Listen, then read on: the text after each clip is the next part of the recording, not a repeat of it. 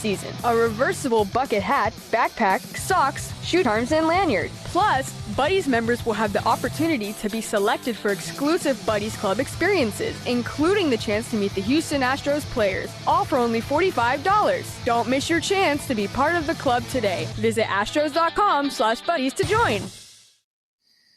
It's 3 a.m. You could be ordering Whataburger, but you're not.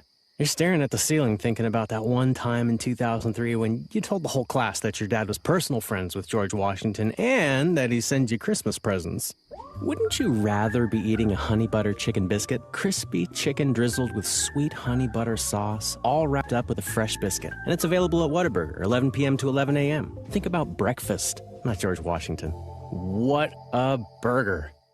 KBME Houston, an iHeartRadio station. You've got Houston Astros baseball exclusively on Sports Talk 790. The Houston Astros. This is live radio. This is Jeremy Pena. Kiss and goodbye. This is Spencer Arrighetti. Got him on a high fastball. This is Josh Hader. How do you like that? This is Chaz McCormick. Double play. This is Daniel Diaz. Si, senor. Christian Walker here. See you later. Hey, it's Hunter Brown. Swing and a miss. This is Jordan Alvarez. There it goes. This is Jose Altuve. It's gone. It's gone. Jose Altuve. An Astros legend does it again. Houston Astros play-by-play is brought to you by Houston Methodist, the official healthcare provider for the Houston Astros. Houston Methodist, leading medicine. By your Houston area Lexus dealers. Superstar center fielder Julio Rodriguez. I think he's one of the faces of the game. This kid is special beyond words. Julio Rodriguez, listen, at the end of the day, this guy's a superstar. Impossibly. Oh, what a play by Julio Rodriguez. What a life. This is the man right here. I feel like we're a pretty good spot to compete. Another historic chapter. Bobby Wood Jr. is an absolute superstar in the making. I've never seen anything like him. He's one of the best players in baseball. Highlight reel play, Bobby Wood Jr. That's why we call him Bobby Baseball. He is a generational talent. I want to win a World Series. I want to do it in Kansas City. This guy is the cream of the crop right now.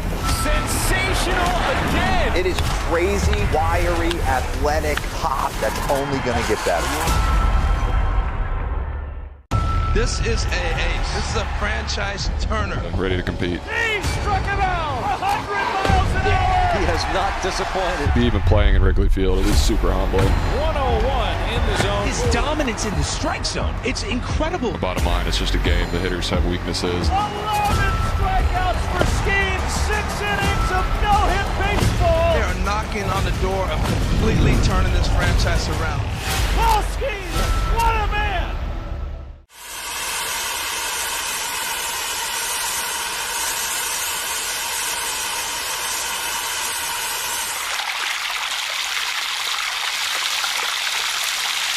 Bond, he'll play second base.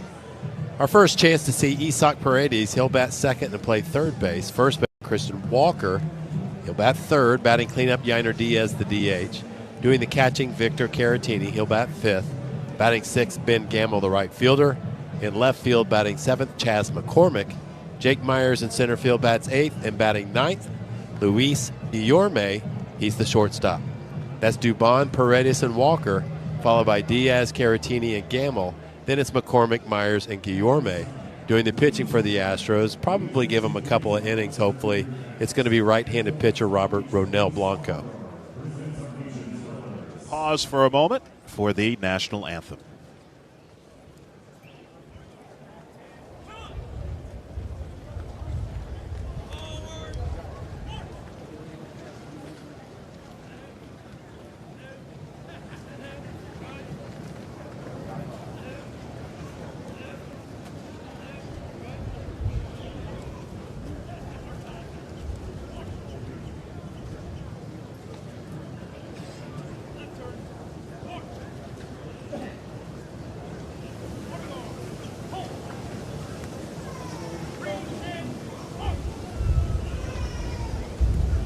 And now, for the singing of our national anthem, performed today by Deputy Anthony Dukes of the Palm Beach County Sheriff's Office.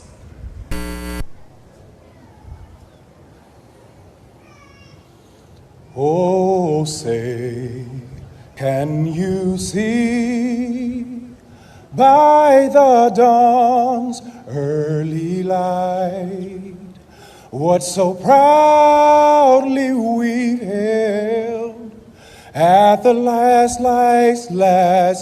You could talk about him all night long, from offense to defense to the way he hustles. We're allowed to have favorite players in the game too, and on the short list for me is this guy. Nolan Arenado, a walk-off big fly. He's a team leader. He's a fun guy. He's a great personality. This is who you build franchises around. Magnificent play for Arenado. There is not an out he thinks he can't get. This guy is some kind of player.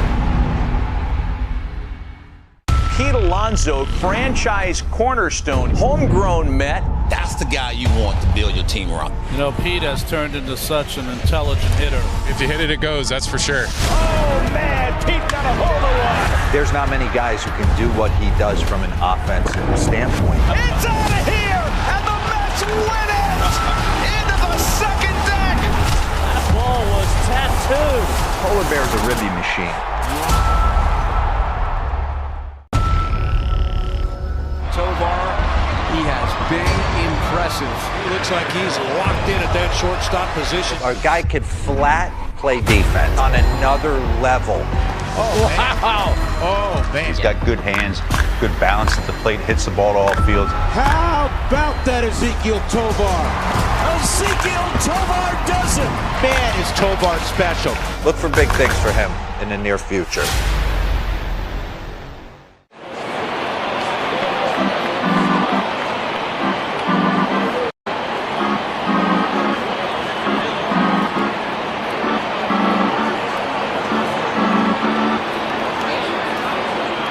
Opened here, and so that led to things being switched up with pitching. Ronel Blanco was supposed to start in. The Angels select Michael Trout. It's a dream come true. He plays like a Hall of Famer. One of the greatest players of all time. That ball in, routed here. And just drink this in. He's not even close to being done. I come to the ballpark every day trying to get better. Generational player. Ball's crushed. He's rocking and rolling. Well, it's his world. Top 10. A little later on in this ball game is probably going to get a couple of innings so he can get stretched out for the minor league season too. So it should be, for a spring training game, especially since the Astros were off yesterday, be pretty clean when guys throw multiple innings like this. Right, and that's always the goal, right? If your pitch count runs up in a particular inning, that could change things. But that is certainly the target for Blanco, Wisniewski, and Fleury, as you mentioned. We're off to a little bit of a delayed start because a quick rain shower moved through this area just before this game started. Lasted less than 5 minutes or so. So as a result, they pushed the start time of this game back about 10 minutes. We were supposed to start 1:05 Eastern time, now starting at 1:15 Eastern time, 12:15 back in Houston. You know, it's going to be interesting thinking about the Astros, but also thinking about this Mets team. These two teams are going to see each other to open the season, opening day, March 27th at Minute Maid Park between the Astros and Mets. And the Mets were a team that surprised a lot of people last year. A lot of people thought they weren't going to be in contention. They wound up not only getting to the playoffs, but getting to the NLCS, lost to the Dodgers, and they certainly have added since this offseason, or since last season, most notably Juan Soto. That's pretty notable add when you consider how much that cost them. It kind of similar seasons. If you look at it with the Mets and the Astros a season ago, and both teams with young coaches, with Mendoza of the Mets and, of course, Joe Espada with the Astros, but both getting off to very slow starts last year. And it didn't look like either team, by the time that those two teams played in the middle of the summer, were going to be able to make it to the playoffs. They had such a hole to dig out of. But both teams, and I think both organizations, credit their managers to a large degree to keep everything under control, where nobody was out there panicking, realizing, hey, we're better than we've been playing so far. Let's just continue to work, keep our heads down, and play good baseball. And sure enough, it worked out for both of those teams. And you know, the Mets even took the Dodgers to 6 games in their playoff series. They had a really fine season. They certainly did. And, yeah, you talk about how similar these teams were last year. The Mets won 89 games. The Astros won 88 games. So even similar win totals for the two teams, although the Astros won their division. The Mets got in on the last day of the season with the third wild card spot. But, yeah, surprised a lot of people. And you mentioned Carlos Mendoza and Joe Espada, both in their first years as managers last year. And both good friends. They've known each other since playing together in independent ball in Pensacola, Florida, back in the early 2000s. They were the double play combination for that team and have stayed good friends ever since. And Joe has even talked about how they kind of picked each other up during the early part of the season last year when both of their teams were struggling. It's going to serve them both very well. When you think about the tribulations they dealt with in their first year as managers, and just being able to draw on those experiences a little bit later on as you continue to grow. Expect Jackson Churio of the Brewers to be a first-year phenom. I mean, the tool set is just incredible. You just run out of adjectives to describe the kid. First big league homer for Jackson Churio. He's having so much fun. That team is having so much fun. So much to like about this kid right here. The loft, the juice, everything's there. He hits well beyond his age. He's figured it out.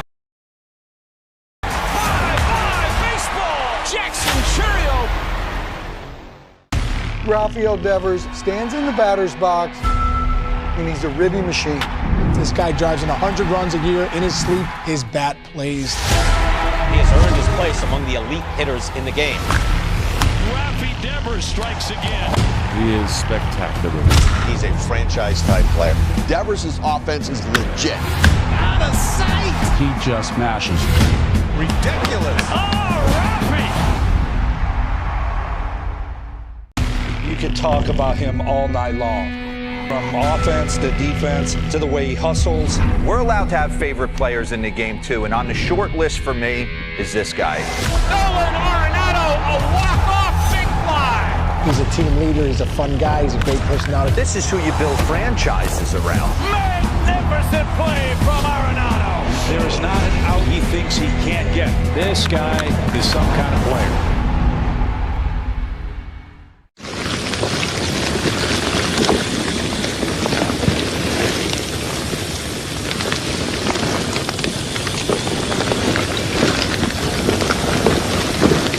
That might mean for these guys, especially the bullpen members who we know and we've seen in years past taxed quite a bit early in the seasons when the starting pitchers aren't stretched out enough. Right. That's going to be so important.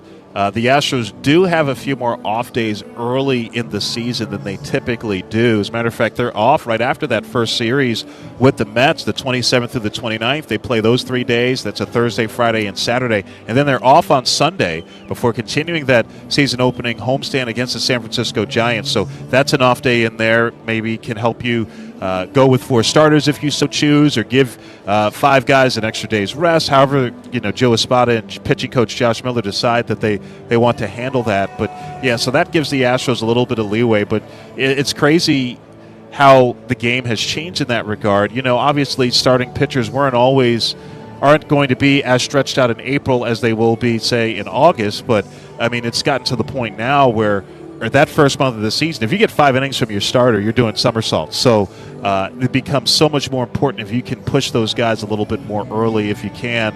And also, too, I think what becomes important is having relievers who can go multiple innings. I know the Astros have talked about that with Forrest Whitley as a possibility. Maybe he could go a couple of innings here and there. But those things become very important early in the season. I think a lot of teams overreact to what they just recently experienced. And with the Astros, and we'll probably say the Mets too, they may overreact to an extent this year too. You get off to a slow start that previous year. The next year, you're going to try to do things very differently than what you did the year before. So I think what the Astros are looking to do is get off to a much better start so they don't have to tax all these players so much to just get into the postseason like they did last year. And one of the reasons they're able to do that, and once we saw Hunter Brown and Spencer Arrighetti figure some things out last year, things ironed out pretty well. But if the starting pitchers can routinely give them 5, 6, 7 innings, then I think everything else falls into place. Astros have taken the field, and Ronel Blanco getting in his warm-up tosses. Blanco, 13-6 last year, 2.80 ERA, second best in the AL, 30 games, 29 starts, 167 in the third innings. Fourth most walks in the American League at 68, also struck out 166. Opponent's batting average against Blanco last year was 190. That was the lowest of any qualified starting pitcher in the big leagues, which is why he was able to continue to have success despite the high walk totals at times, because he's just been really tough to square up. And it seems like, Steve, all of his pitches all work well together, which is part of the reason why it seems like he's been so difficult to hit. It's the only thing that makes sense to me, is it's something like that, because with the naked eye, you watch these pitches, nothing really jumps off the page. You know, his fastball's okay, but it's about major league average, really. He can move it around a little bit, but he doesn't have pinpoint control by any means. But he throws his change up to different spots in the quadrants. You know, he'll throw a lot of high change ups that are taken for called third strikes, things like that, and a slider. And everybody will tell you that the pitches coming out of his hand all look exactly the same, and I think that's what helps him more than anything. Luis Angel Acuna will lead things off for the Mets. Acuna made his big league debut last year, getting into 14 games and hit .308, playing mostly shortstop. The younger brother of Ronald Acuna Jr. First pitch of the game, and it's a fastball that sails upstairs. Time called after that pitch. I believe there's a gate open out in the bullpen area down the left field line. Officially an 11-minute delay before this game started, with some rain that moved through the area. All right, just a few clouds in the sky now, so mostly sunny skies, 74 degrees at first pitch, with the wind blowing out to right field at 8 miles per hour. Pitch on the way, and that is a little bit high. Did he hold on the swing? He held. That's according to the first base umpire, Mike Estabrook, and it's a 1-1 count.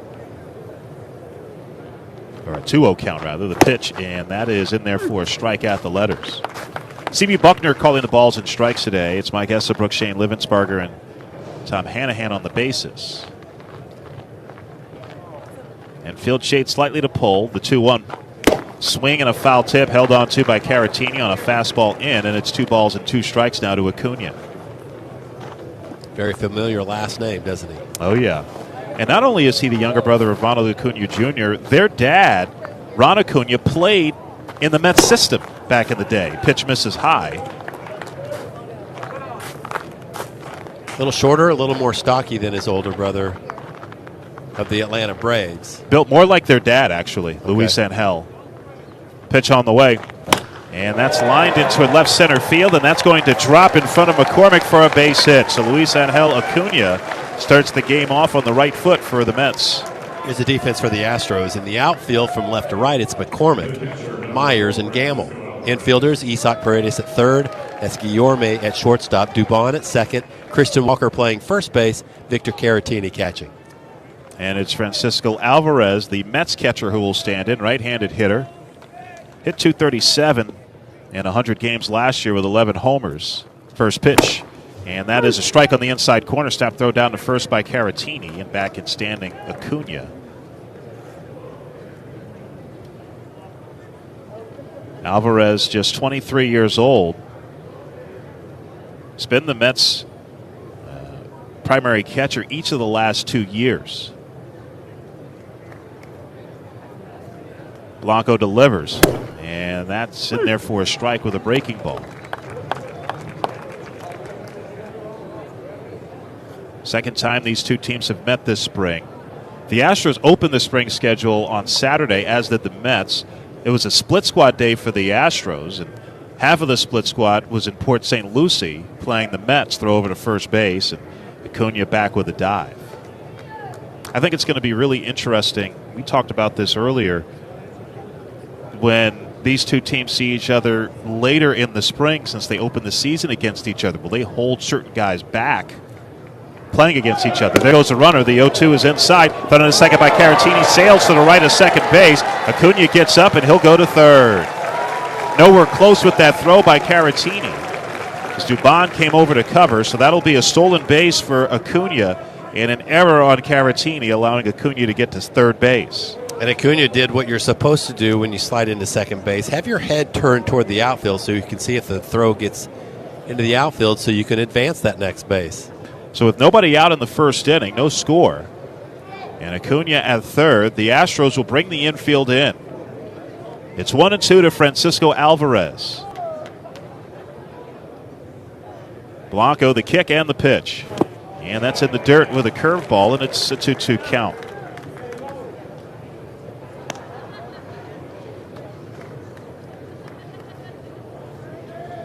Ronel Blanco turns 32 in August, native of Santiago, Dominican Republic. He was one of several pitchers that the Astros signed, well, rather late by Latin American standards. Signed at 22 years old. Didn't start pitching till he was 18. 2-2. Swing and a miss. Good breaking ball. Gets Alvarez.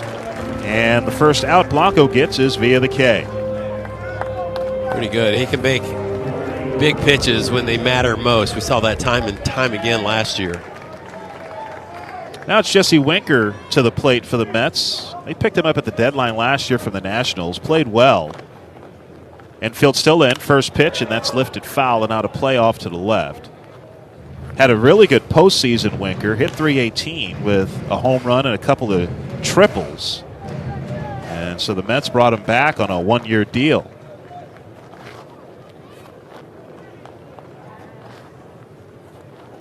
Here's the 0-1. And that's lifted down the left field line. McCormick ranging over into foul territory. Paredes out as well. Paredes got closest to it, but can't make the play. Kind of swiped at it with his glove at the last instant, Paredes, with his back to the infield. So Winker gets a reprieve. He's down 2 strikes. Just out of reach of both third baseman and left fielder for the Astros. Both of them ran a long way to try to get there. Acuna still at third, 1 out, no score in the top of the first. Infield in for the Astros. Center fielder Myers shades slightly the other way. 0-2. Fastball sails high, gets Caratini out of his crouch. This time last year, Winker was in the Nationals camp on a minor league deal. Was not on the 40-man roster. His stock had really fallen, had been hurt much of 2023 with the Brewers. The 1-2. Swing and a foul off Winker's front leg. But made the Nationals out of spring training. Played pretty well for them.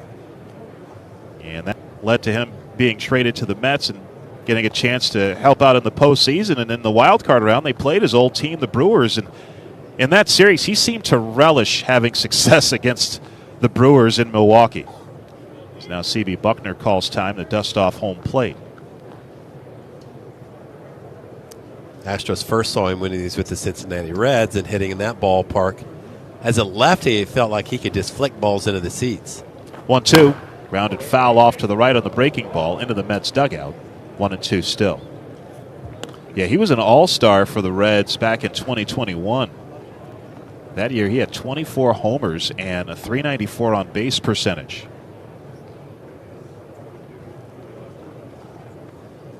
One-two again. In the dirt with the breaking ball. Good block by Caratini. Rolls in front of him. Picks it up before Acuna can go anywhere. And it's a 2-2 count. Blanco getting ahead of Winker quickly, but having trouble putting him away. And honestly, this is when Winker is at his best. Generally, we'll see some pitches. 2-2. Ground ball softly hit past the dive of Walker and down the right field line. Acuna can walk home. Winker a turn around first, but will stop with an RBI single that gives the Mets a 1-0 lead. Christian Walker was playing off the line at first base. Dove to his left, and that ball was by him. That's the beauty of keeping your hands back, even if you're fooled by the speed of the pitch. Something off speed there. Winker kept his hands back and was able to keep it fair.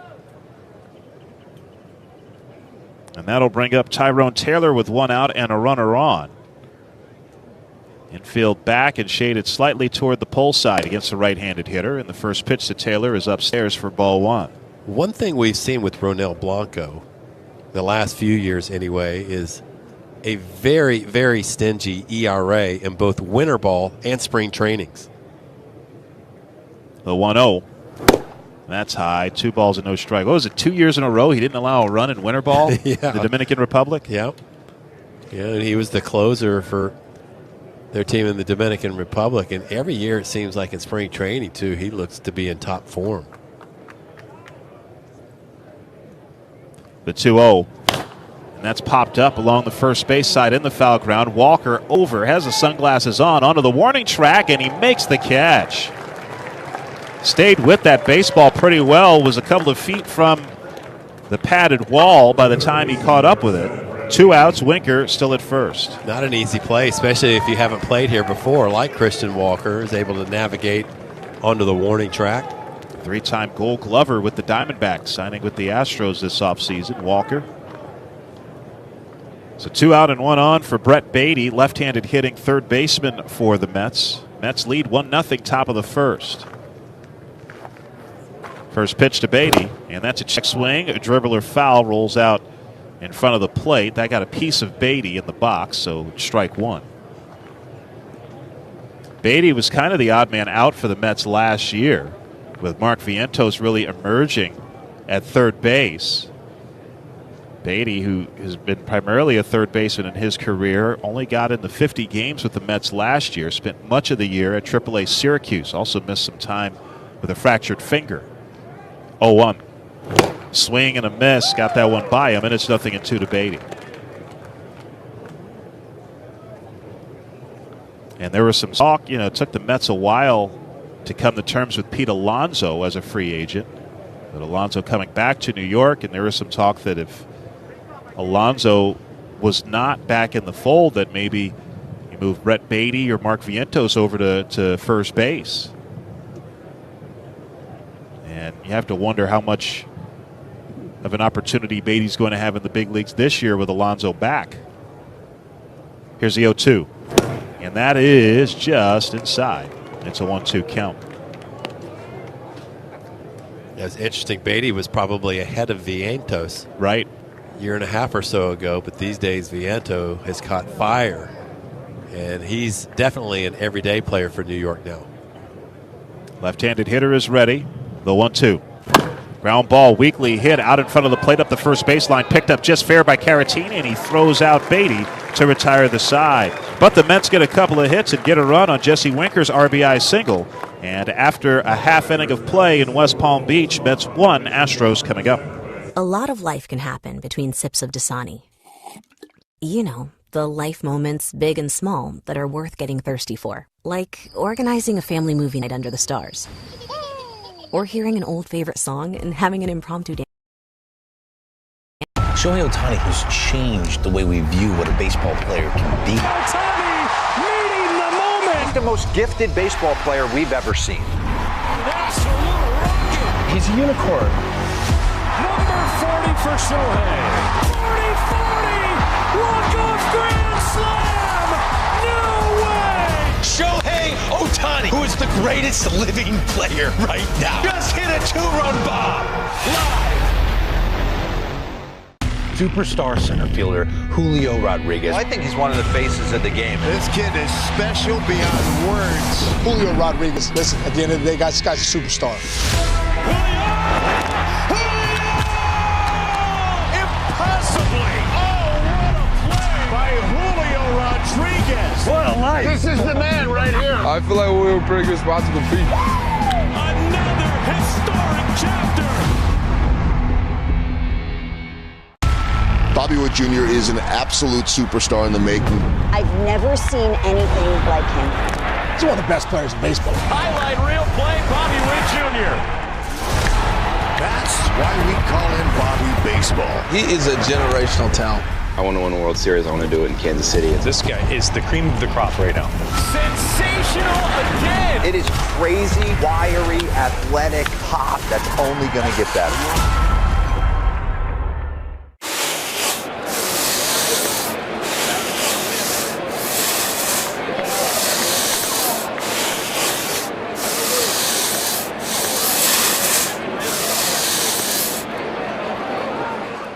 21 seasons, but he has spent much of the last 3 years pitching in Korea.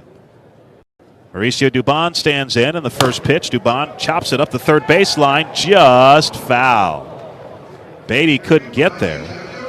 Tom Hanahan making the call, strike one. Dubon had gotten all the way to first base, now will take his time getting back. Dubon doesn't waste much time, usually making contact early in at-bats. He'll typically put it in play as well. Very good hand-eye coordination, bat-to-ball skills. Getting the start at second base today. The 0-1. And Dubon slugs it out into center field to his right. Siri, he's there to make the catch. And that is out number one. Here's the Mets defense. In the outfield, left to right, Taylor. You mentioned Siri in center. Winker is in right field. Beatty's at third base. At shortstop, it's Donovan Walton. Acuna's at second. Jared Young at first base. And Francisco Alvarez doing the catching. 1 out and nobody on for Isaac Paredes, playing in his first game of the spring. Astros acquiring him this offseason in a trade. First pitch is inside for a ball. Paredes has spent much of his big league career with the Rays, and that's who he started the season with last year. Rays traded him at the deadline to the Cubs. The 1-0. That's inside. And the Cubs traded Paredes to the Astros this December as one of 3 players for Kyle Tucker. Hayden Wesneski, who's slated to pitch today, also coming over to the Astros in that deal, along with Cam Smith, 2-0, and that's low. And Paredes, who saw more pitches for plate appearance than anyone else in the big leagues last year, has yet to see a strike. 3-0. And that's right in there, 3-1. Yeah, averaged 4.43 pitches per plate appearance last year, Paredes. 3-1. Hit hard, but hooked foul up the third base side, right behind or right in front of Coach Tony Perez-Chica, a full count. It's just interesting where he sets up on the plate. He's got very quick hands, Paredes, but he gets right on top of the plate, so he's very close with his toes to the chalk line to make even the outside corner feel like the middle so he can pull it with authority. Just 26 years old from Hermosillo, Mexico. 3-2. That's grounded, foul up the third base side again. You talk about Paredes pulling the ball. He's hit 72 home runs in his big league career over 5 years. First with the Tigers, then with Tampa Bay, and with the Cubs latter part of last year. Every single one of those home runs has been pulled to left field. Every single one. 3-2. Breaking ball off the outside corner, ball 4. So this is what Paredes does. Sees some pitches, draws a walk, and the Astros have a man on with 1 out. Which might make him ideal to bat second if you want Yordan Alvarez to hit third, because Paredes can see a lot of pitches. I think Yordan likes to take his time in the on-deck circle and take a look at a few pitches along with Paredes. So 1 on and 1 out for Christian Walker, Astros' new first baseman, after spending the last 8 years playing for the Diamondbacks. Pitch on the way by Waddell, sails high and away for a ball. Brandon Waddell last year pitched for the Doosan Bears in Korea and pitched well. 7-4 record, 3.12 ERA in 14 starts. It was his 3rd straight year pitching in Korea. The 1-0. That's hit off the hands and over the screen. And it's a 1-1 count. And he put up pretty good numbers over his 3 years in Korea. 2.98 ERA in 43 starts. Thinking about the opposition and the quality of the competition in Korea. A lot of people liken it between AA and AAA. And there's a strike on the outside corner as Walker checked his swing. It's 1-2. Yeah, when it comes to the other professional baseball leagues outside of Major League Baseball, I think everybody acknowledges Japan is the next best league, and Korea probably right after that. Pitch on the way, and that sails high. Snap throw down to first by Alvarez. Paredes back with a dive. A 2-2 count, I believe. And yes, it is. Scoreboard had it at 3-1. CB Buckner confirms that it is a 2-2 count.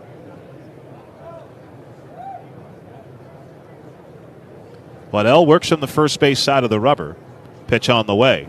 And that's hit foul and out of play off to the right. Waddell from Houston. Born there. Went to Clear Lake High School before going on to University of Virginia. And he was a star in the College World Series for University of Virginia when they won the championship in 2015, 2-2. And that's hammered pretty deep to center field. Siri is back, still going back at the wall. It's off the base of the wall. Paredes on his way to third base as Walker cruises into second with a ringing double. That ball was smoked, wound up hitting the base of the wall just to the right of the 406-foot marker in straightaway center. Pretty impressive, and it's hard to get one over Jose Siri in center field's head without the ball going over the fence. He didn't hit it super high, he just hit it really hard. Mets lead 1-0. Astros threatening in the bottom of the first with 2 men in scoring position and 1 out. Middle infielders will play back. Corner infielders are even with their respective bags as Yainer Diaz takes his turn. Diaz in the DH spot this afternoon. Outfield straight away against him. Waddell delivers. And Diaz slugs this one in the center. Coming in on it, Siri gets behind it, makes the catch. Paredes tags. He'll fake the play home and go back to third. Siri got that ball to the cutoff man, Young, right by the pitcher's mound. So 2 outs now. Still 2 men in scoring position for Victor Caratini. Christian Walker, that was an Astros extra base hit presented by Xfinity, the next generation 10G network only from Xfinity. The future starts now. Had 26 doubles last year to go along with his 26 homers for Arizona. Now Caratini looking for the 2-out hit. Switch hitter batting from the right side.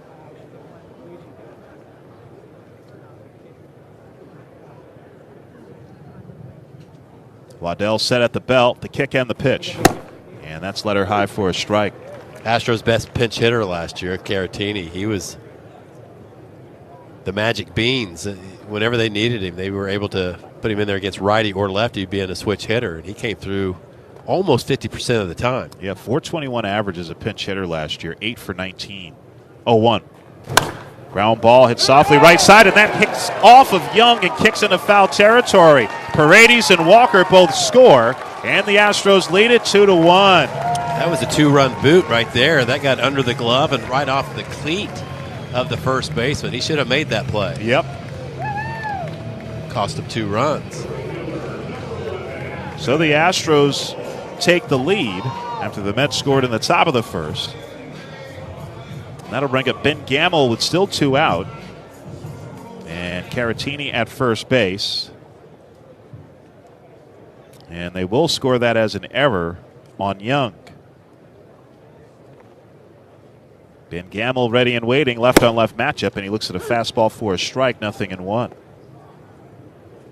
So no RBIs for Caratini with the error charge to the first baseman Young.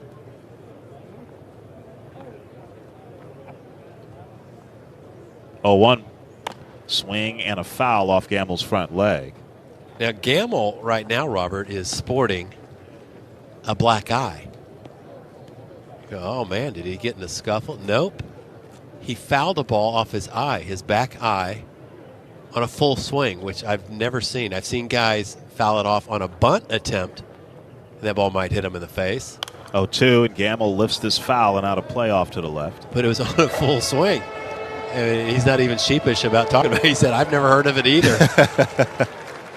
You know, and it's a perfect, like, it looks like a perfect little black eye right underneath that left eye. He's got Rob Manfred's signature on there. Yeah. From the baseball. 0-2. Gamel fouls it out of play off to the left. Gamel was in camp with the Mets last year and opened the season with New York, got into 18 games. Astros wound up claiming Gamel off of waivers from the Mets in August. Performed pretty well in 20 games with the Astros until he fractured his leg, crashing into the right field wall in Anaheim, making a catch in foul territory. And wound up missing the last couple of months of the season and wasn't able to participate in the postseason. the last couple of weeks of the season. 0-2.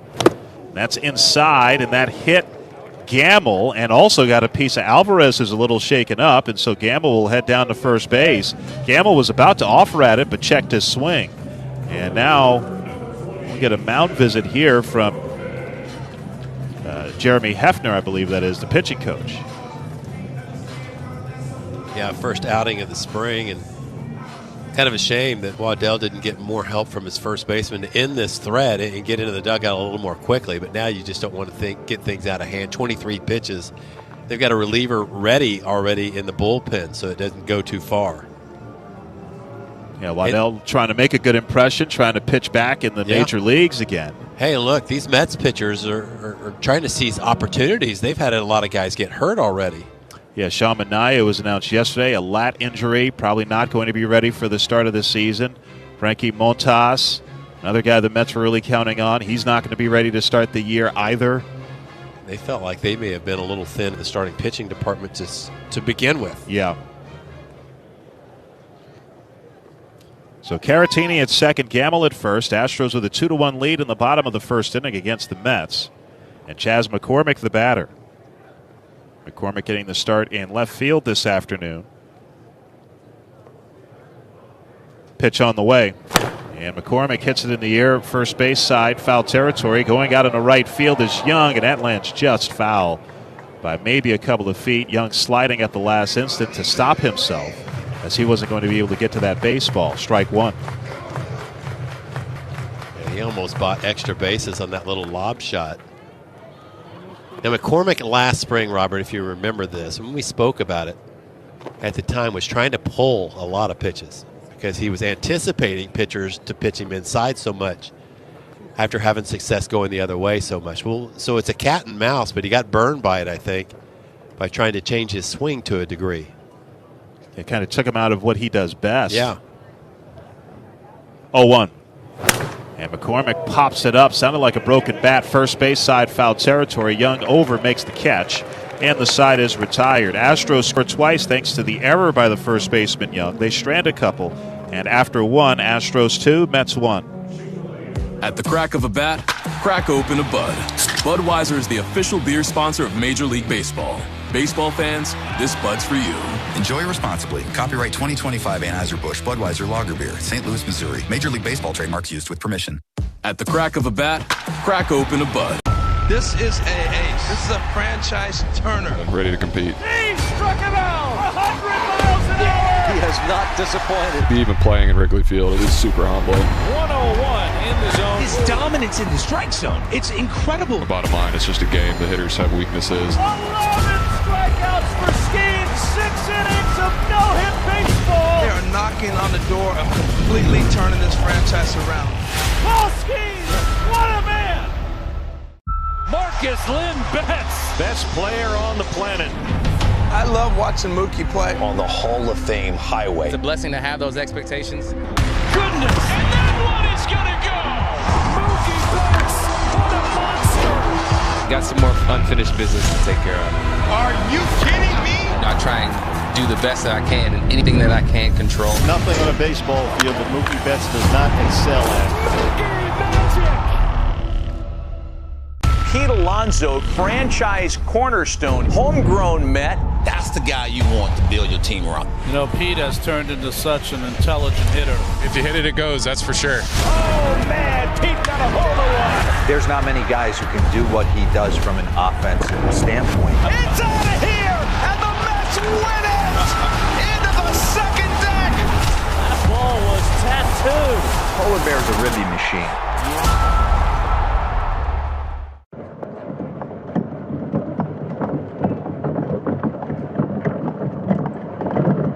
At the second, Ronel Blanco back out there, and his first pitch to Jose Siri misses, maybe a bit inside for ball one. Blanco with 24 pitches in the first inning. Gave up a couple of hits, including Jesse Winker's RBI single. Here's the 1-0. And Siri crushes one deep down the left field line. That ball is hooking. If it stays fair, it's gone, and it is gone into the Astros bullpen. Jose Siri facing his old team and homers to tie the game at 2. I mean, he knew it right away. That was right on the barrel. Hit it a ton. big, wild swing as usual, and he connected. And Siri has always had plenty of power. And he just showed it off there.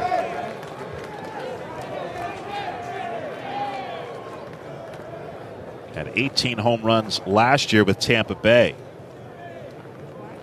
There's Luis Turin standing in, the designated hitter. Pitch by Blanco. And that's over for a strike with a breaking ball, 0-1. Turin's 47 games with the Mets last year, hit .229 with 3 homers. After starting the year at AAA with the Yankees. 0-1, swing and a miss. Took something off there, and it's 0-2. Of course, the big acquisition for the Mets this past offseason was the addition of Juan Soto and the exorbitant contract.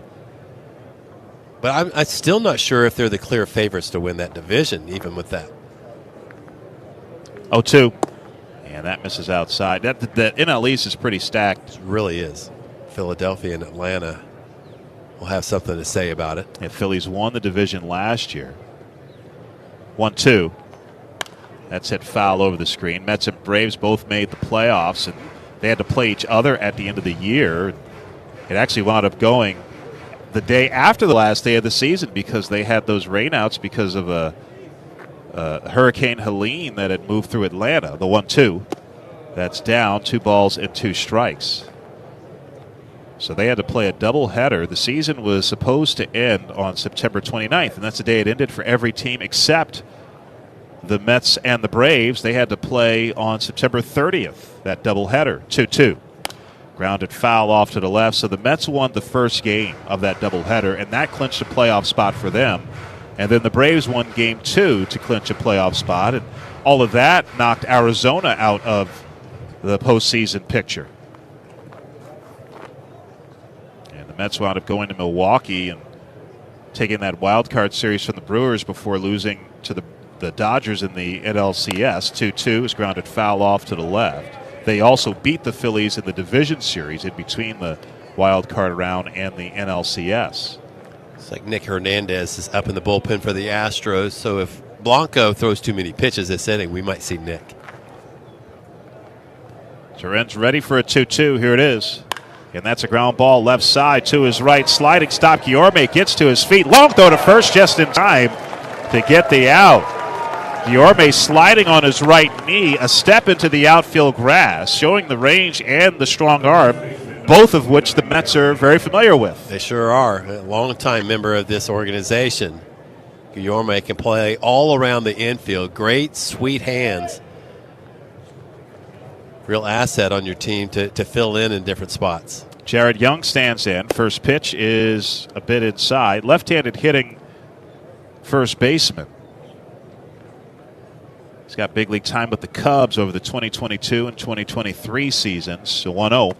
That's low, 2 balls and no strikes. Spent last year playing at AAA Memphis in the Cardinal system and also spent some time playing for the Doosan Bears in Korea, same team that today's Mets starting pitcher Brandon Waddell pitched for. 2-0. Swing and a miss. Pulled the string on him there, and it's 2-1.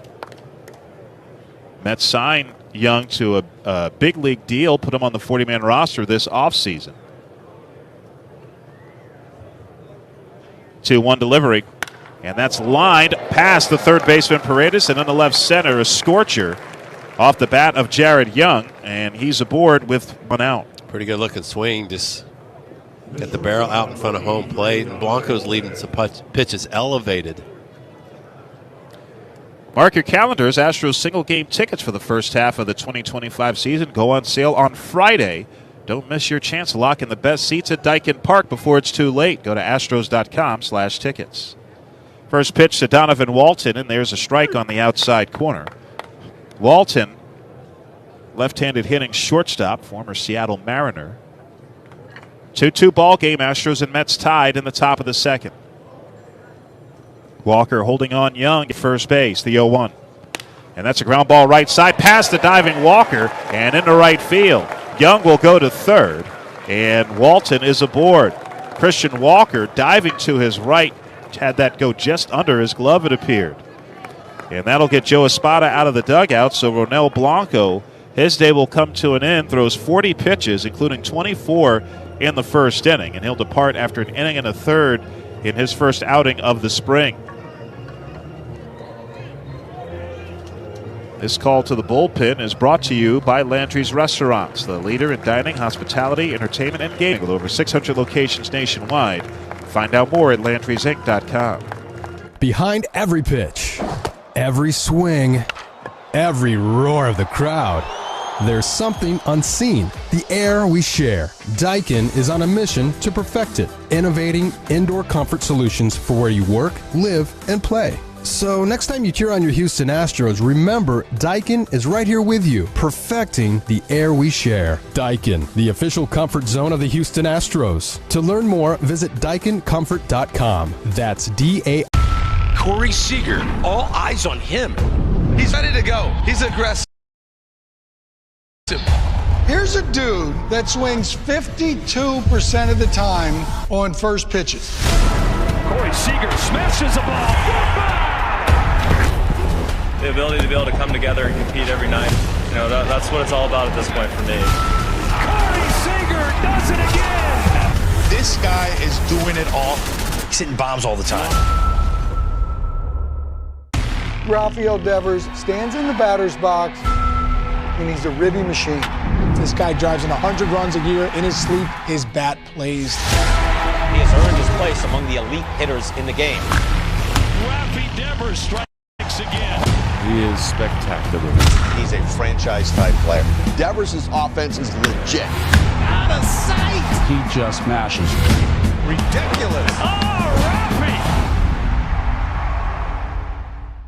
Pete Alonso, franchise cornerstone, homegrown Met. That's the guy you want to build your team around. You know, Pete has turned into such an intelligent hitter. If you hit it, it goes, that's for sure. Oh, man, Pete got a hold of one. There's not many guys who can do what he does from an offensive standpoint. It's out of here, and the Mets win it! Into the second deck! That ball was tattooed. Polar Bear's a ribby machine.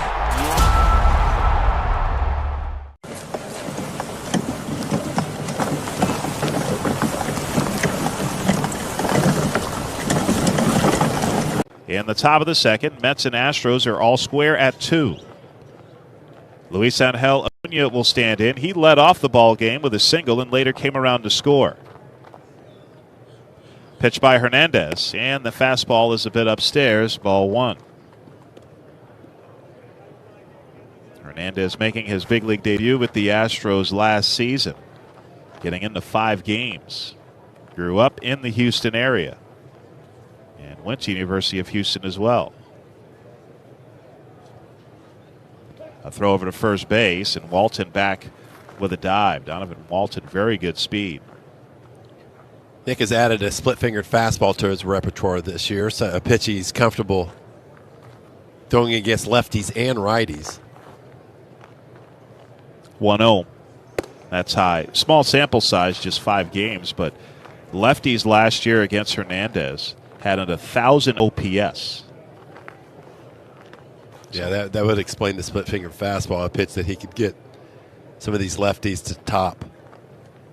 Had a very good year at AAA. Started the year in El Paso, Padres chain. 2-0. Can't hold up on the breaking ball away, and it's 2-1. That was the pitch he threw to righties a lot last year, and that's a good one, that slider. Infield back for the Astros, except Walker, who's holding on Walton at first. Outfield straight away. The 2-1. Swing and a miss. Big cut by Acuna, but can't connect on the fastball. He evens the count.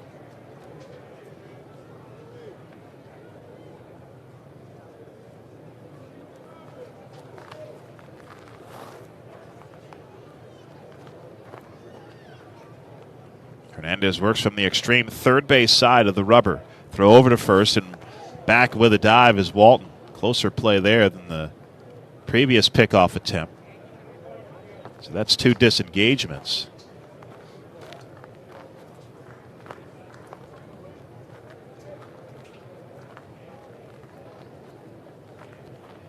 Hernandez with the high set.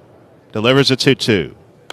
And that's popped foul and out of play behind home and over the grandstand. Count remains 2-2. Let's pause 10 seconds for station identification on the Houston Astros radio network. After the game wraps, join us on the A-Team for your first Astros take on your home of the Astros. Sports Talk 790 KBME Houston. 2-2 to Acuna. And that's popped foul right field side, or will it stay in play? It will not. Gamble chasing it, but that reaches the stands. And it's still 2-2 to Luis Angel Acuna. Astros and Mets tied at 2. Runners at the corners and 1 out for New York in the top of the second.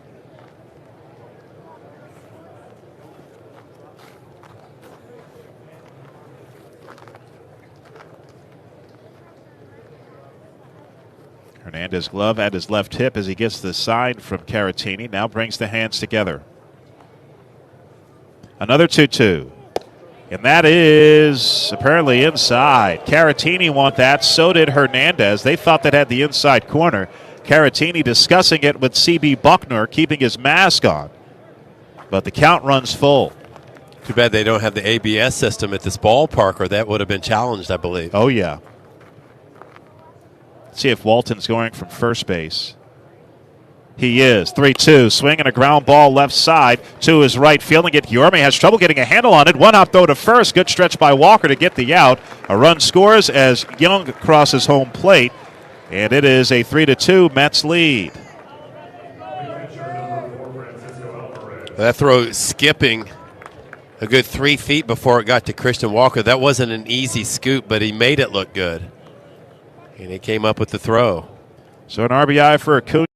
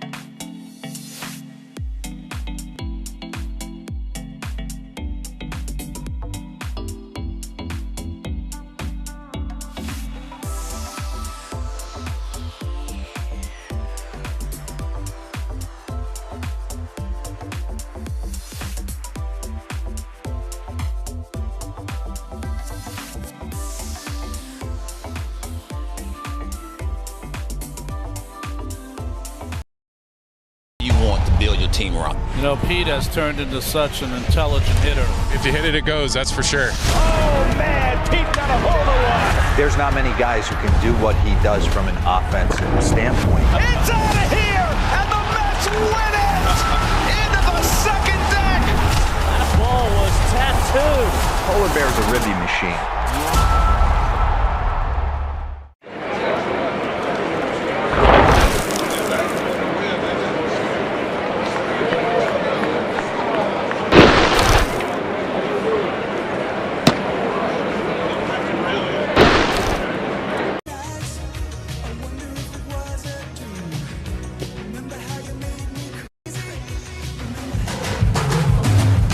Leading off the bottom of the second inning.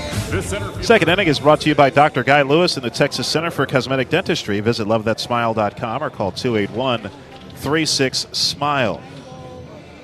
Mets with a 3-2 lead over the Astros as we go to the bottom of the second. Robert Ford, Steve Sparks, pleased to be joined now by Astros General Manager Dana Brown as Jake Myers stands in for the Astros. Thanks so much for joining us, Dana. No problem. Enjoy being on with you guys. Dana, it was the offseason of the pivot for you, wasn't it?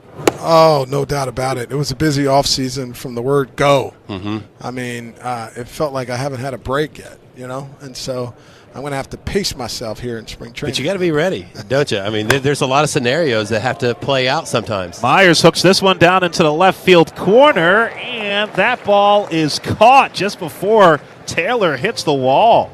Excellent play by Taylor. Was it a good poke by Jake Myers, too, to the pull side? I always say be ready so you don't have to get ready. That's right. So what was the biggest challenge for you this offseason, Dana, putting this team together? Yeah, the biggest challenge was, having to make the decision of, trading Tucker. And Guillorme slices this one just foul down the left field line. Yeah, trading Tucker was tough, because the one thing we knew is Tucker's a big-time player. He's the middle of the order bat, and, he's athletic with power and all of that stuff. And so you had him for one more year, potentially could sign him, but it was going to be difficult. Those players that are that good usually go on the market. And so, we just decided to, compete in the present and build for the future at the same time. And so we traded him for 14 years of control. We gave up 1 year of control. So we have Paredes, have 3. I think Wesneski's got like 5 or 6. And then we get 6 from Cam Smith. So we feel like, we turned Tucker into something nice that the organization could be happy about to compete in the present and future. 2-2 is hit the other way by Guillorme, deep in the hole, diving. Walton has it go off his glove and into left field. And Luis Guillorme is aboard with a hit, left on left. Dana, that's an interesting way to look at it. When you think about team controlling, you got to have an eye on the future as well as the present, don't you? Absolutely. You have to continue to look toward the future because the future gets up on you quick. And if you're not prepared, you could see your team fall off a cliff, and we didn't want to do that. And so, if you don't sign Tucker and he walks out after a year and now you get just a draft pick that you got to wait for, and so that would have been even more difficult. So that's why we're competing in the present and we're building for the future at the same time. Carlos Mendoza takes the ball from Brandon Waddell after an inning and a third. We'll have more with Astros General Manager Dana Brown after this call to the bullpen, brought to you by Landry's Restaurants. Mets with a 3-2 lead in the bottom of the second. Landry's the leader in dining, hospitality, entertainment, and gaming with over 600 locations nationwide. Rafael Devers stands in the batter's box, and he's a ribby machine. This guy drives in 100 runs a year. In his sleep, his bat plays. He has earned his place among the elite hitters in the game. Rafi Devers strikes again. He is spectacular. He's a franchise-type player. Devers' offense is legit. Out of sight. He just mashes. Ridiculous. Oh, Rafi. Corey Seager, all eyes on him. He's ready to go. He's aggressive. Here's a dude that swings 52% of the time on first pitches. Corey Seager smashes the ball. The ability to be able to come together and compete every night, that's what it's all about at this point for me. Corey Seager does it again. This guy is doing it all. He's hitting bombs all the time. Shohei Ohtani has changed the way we view what a baseball player can be. Ohtani meeting the moment. The most gifted baseball player we've ever seen. Absolute rocket. He's a unicorn. Number 40 for Shohei. 40-40. Walk-off grand slam. No way. Shohei Ohtani, who is the greatest living player right now, just hit a two-run bomb. Live.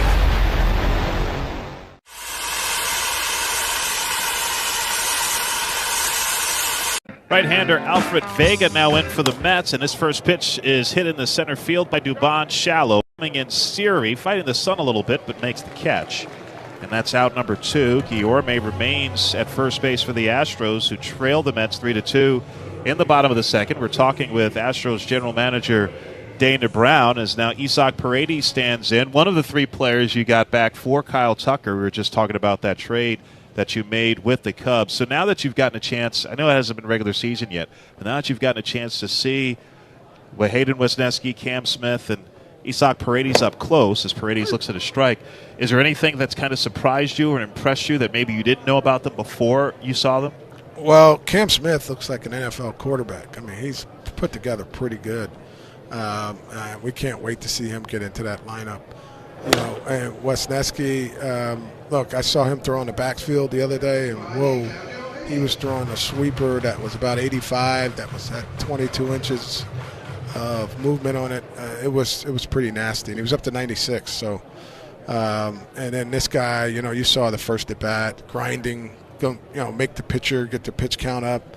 You guys didn't do that enough last year. I would imagine you and Joe Espada and those guys had to be thinking about getting somebody who can see some pitches. Yes, and that's the deal with these 2 guys. I mean, you saw their first at bat, see 13 pitches, and, you know, just grind those pitchers down, man. You grind them early. Before you know it, their pitch count is up about 100 after 4 innings or 5 innings, and you got them right there on the ropes. You think those type of ABs rub off on their teammates? Yeah, I think it's contagious. You know, these guys see these pitches, and sometimes that pitcher will hang a ball because he just went through a 9-pitch at bat or a 7-pitch at bat, and so those things are fun to watch. We saw it the other day in Jupiter against the Cardinals, some long ABs. Paredes grounds one to the left side, fielded by Beatty, throws on a move to first base in time to get Paredes and end the inning. Astros with a hit, but failed to score. Dana Brown, Astros general manager, thank you so much for joining us. Looking forward to talking with you more as the year progresses. Absolutely. Thanks for having me on, guys. We're through 2 innings in West Palm Beach. Mets 3, Astros 2. What does it mean to be the energy behind the world champions? Well, at Reliant, it means powering the home of the Houston Astros and the homes of Astros fans. Shohei Ohtani has changed the way we view what a baseball player can be. Ohtani meeting the moment. The most gifted baseball player we've ever seen. Absolute rocket. He's a unicorn. Number 40 for Shohei.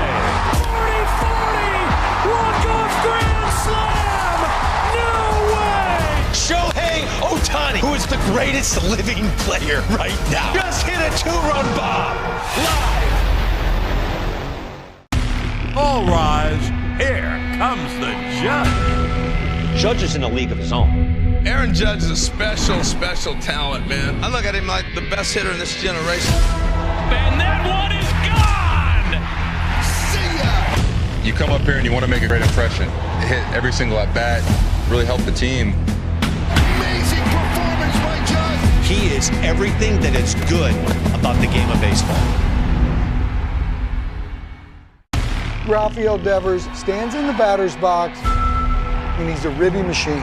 This guy drives in 100 runs a year in his sleep. His bat plays. He has earned his place among the elite hitters in the game.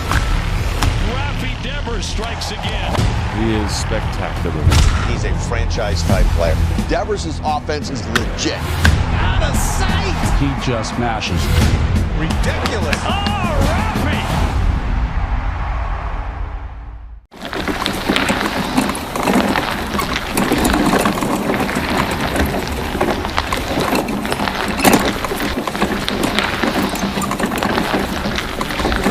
The Astros, top of the third, Jesse Winker is the first batter, and he takes a strike.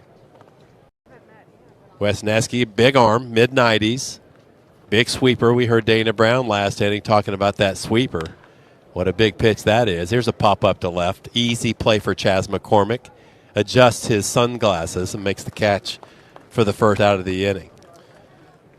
Wesneski, parts of 3 seasons with the Cubs, kind of going back and forth between not only just AAA and the majors, but also between starting and relieving. Each of the last 2 years, in the rotation, out of the rotation, and maybe now coming over to the Astros, knowing that he is a starter might help him. When he first got over here, he wasn't really sure what the plans were for him, but pretty quickly the Astros said, we see you as a starter. First pitch is fouled off by Tyrone Taylor, 1 out, nobody on. He certainly has the repertoire. He's got 4 or 5 pitches, including a developing changeup that's coming along really nicely. Here's a grounder toward the middle, cutting it off. Guillorme throws on the run, and he makes the play for the second out of the inning. We'll get a chance to chat with Hayden Wesneski and Forrest Whitley tomorrow on our second Astro line of the spring training schedule. It'll be at Duffy Sports Grill in downtown West Palm Beach on Clematis. If you're in town, that starts 7 p.m. Eastern Time. It'll be broadcast live on Sports Talk 790 beginning at 6 p.m. Central. Lefty Brett Beatty, the batter. First pitch is a hook, and it's in there for strike 1. 2 outs, nobody on. 3-2 lead for the Mets. Probably the biggest jump in success for Wesneski came in college when he was at Sam Houston. Breaking ball, another strike, it's 0-2. When his coach told him in between years, between his sophomore and junior years, he said, I want you to start throwing more like this, and gave him a tape of a guy that pitched for the Astros. And it was Charlie Morton. He said, I think you should drop your arm down like Morton and throw more like that. So he did, and just like that, in the blink of an eye, his stuff really jumped. It got better, it got harder, it got more late as far as the movement. Everything electrified, and you can thank Charlie Morton for mimicking those mechanics into what he is right now. Pitches in the dirt, 1-2.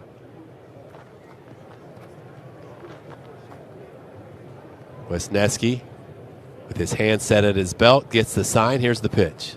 Breaking ball's just a little bit low. Beatty lays off. What do you think about the Astros rotation to start the season?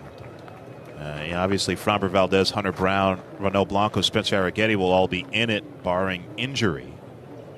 2-2. Just off the plate outside with the fastball. But who's going to be that 5th starter? I think certainly Wesneski very much into the conversation. Think about Ryan Gusto, who pitched the other day in Jupiter, among others. 3-2, hit well to right field. Back on it goes Gamble. Still going back as it sails over the wall in right field for Brett Beatty. Left-handed batter, uncorked on a full count pitch. It looked like a hanging breaking ball. Beatty able to stay back on it and drive it out onto that grassy berm. And in right field, has always had a ton of power. Round Rock, Texas. Here's Jose Siri. He homered his last time up. Mets have 2 homers in this game and lead 4-2. So 2 quick outs for Wesneski, and Beatty got him. Wind up in the pitch is a little outside, 1-0. Wesneski seems super excited about playing for his hometown team. Certainly a team he grew up rooting for and loving as his love for baseball increased as a youngster. Pitches outside, 2-0. Says Roy Oswalt was his favorite player growing up. That's a good one. 2-0 is a little downstairs, 3-0. So you think about, his college coach, as you mentioned showing him tape of Charlie Morton and his favorite player, Roy Oswalt. Talk about 2 guys with completely different styles. Yeah.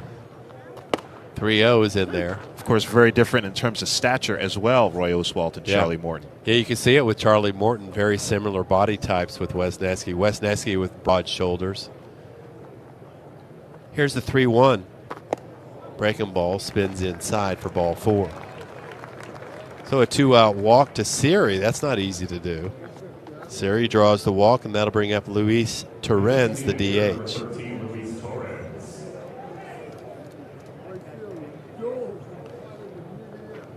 Torrens grounded out his last time up. Big hole in the right side. Siri could be running here. Christian Walker holding him on. Astros with the navy tops and orange caps today. That pitch is fouled off to the right. Mets are doing something with their spring training jerseys that I have not seen a team do before. They have different spring jerseys for home and away. Most teams, it's the same jersey regardless of whether they're home or away in the Grapefruit League or Cactus League. That one goes all the way to the screen. A breaking ball way outside and bouncing. And over to second base goes Siri on the wild pitch. But yeah, the Mets playing here in West Palm, a road game for them. And these blue tops of the Mets have New York in orange script across the front, as opposed to the Mets in orange script that you see for the home uniforms. Checks the runner on second. Now the pitch. Breaking pitch, and that's nubbed foul. Trickling toward the Astros dugout on the third base side, and it's 1-2. Sunny skies now. There's some clouds in the sky, but the sun is very bright right now, so they'll have to point it out when the ball's in the air to make sure you don't get blinded. Caratini, the catcher, sets outside. Here's the 1-2. Fastball just missed outside. It's 2-2.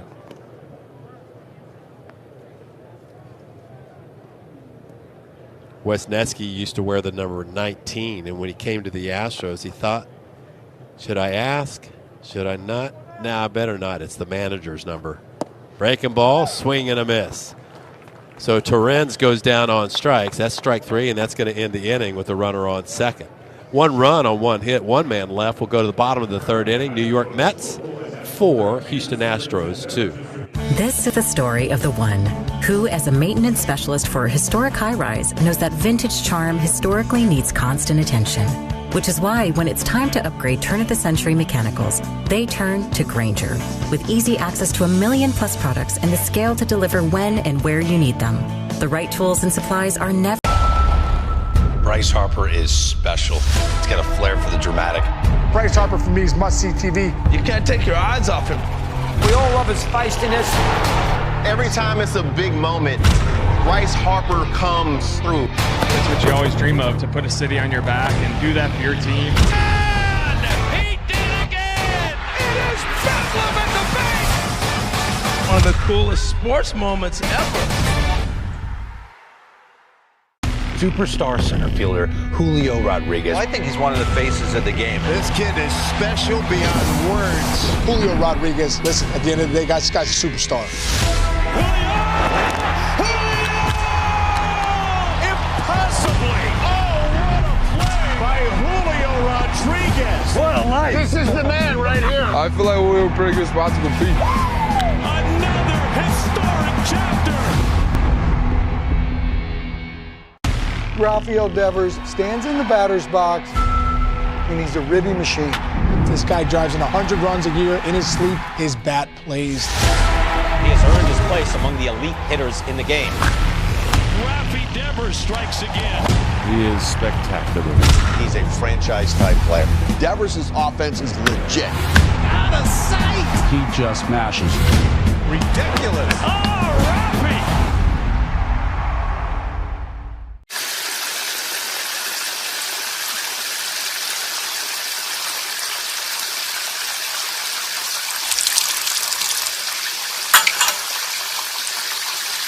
On the inside corner for strike one from Vega, who came in last inning. Alfred Vega with a shiny red glove delivers and misses low. That looks almost like it's glitter. It's so shiny. It's not that matted looking red color that you would see typically. Here's the 1-1. And it's inside. It's 2-1. A lot of things are starting to change as far as accessories around baseball. You see not as much uniformity as far as cleats and things of that nature. This pitch is fouled back. Well, the rules have changed with regard to a lot of that stuff, which helps. And one thing that's starting to take place the last couple of years, and it's really starting to get pronounced now, is what the players are doing with belts. And you're starting to see these players wear a bunch of different colorful and unique belts. Pitch misses high, made by Nakona. Nakona is a glove manufacturer, but they make belts now too that players can customize and put their number, their kids' names, their nicknames. They can get it with, snake skin, ostrich skin, almost like a boot. That pitch nicked Christian Walker, barely grazed him, and he'll take his base. So these players will buy those belts on their own. The team doesn't pay for those. But those manufacturers will come to spring training, and they can kind of customize those belts and order them and have them ready for the season, and they're usually right around $200. Here's Yainer Diaz. Breaking ball's in there for a strike. He flew out to center field his last time up. Never thought I'd see snakeskin on a baseball field. I know. Isn't that crazy? But you do, and you see wild, crazy colors, like really bright, like teal colors, bright red, things like that. 0-1 pitch is popped up, right center field. That's Winker, a right fielder, making the catch. And there's one out.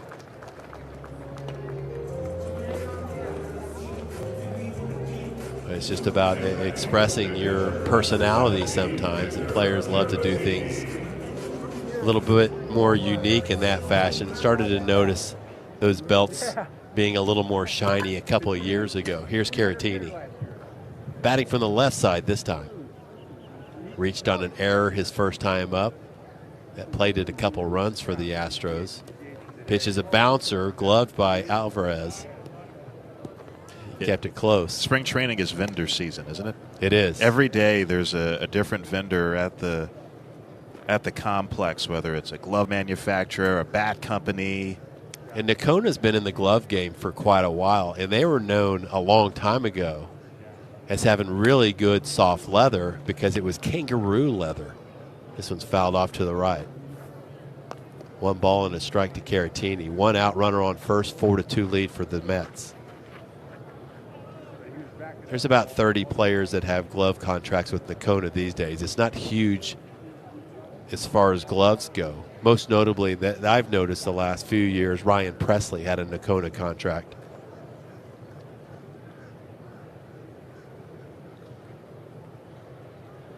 Walker with a good lead off of first. Here comes the 1-1. Hit sharply up the middle and through into center field. Walker around second, and he'll go into third base safely, as Siri couldn't get it out of his glove in center field very cleanly. And that'll put runners on the corners. Caratini with a sharp single. Man, Siri, he wanted to throw the third there, but he did the right thing by throwing that to second base. There's a slim chance that he would have been able to throw out Walker. That brings up Ben Gamel. With runners on the corners and 1 out, Gamel was hit by a pitch his last time up.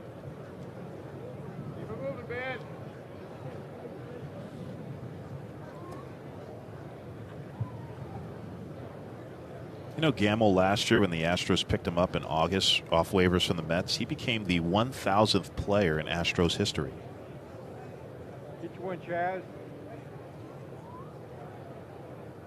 First pitch is outside 1,000. I'm trying to kind of calculate that. 1962, the first season. Yeah, 1,000th player in Astros history. I'd imagine the Mets have to probably be around a similar number since they started the same year the Astros did. Yeah. Here's the 1-0. And that's upstairs. 2 balls and no strikes. Nobody warming in either bullpen. So Vega's out here right now for a little bit. Didn't pitch a whole lot last year, Vega. I wonder if he was hurt. Only 10 games and 10 1/3 innings in A-ball last year for this right-hander for the Mets. Set above the belt. Now the pitch.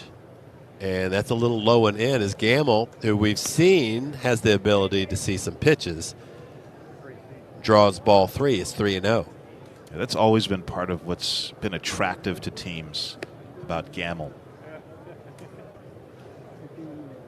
3-0. He swings and he pops it foul. Oh, we've talked about it already a couple of times. The Astros saw fewer pitches than any other team in the big leagues last year, and felt like they weren't making the other team's pitchers work hard enough. It's something they were able to address in the offseason, getting some players who saw more pitches. 3-1. And that's high, ball 4. So Gamble draws the walk, and he loads the bases for Chas McCormick. This sounds a little silly,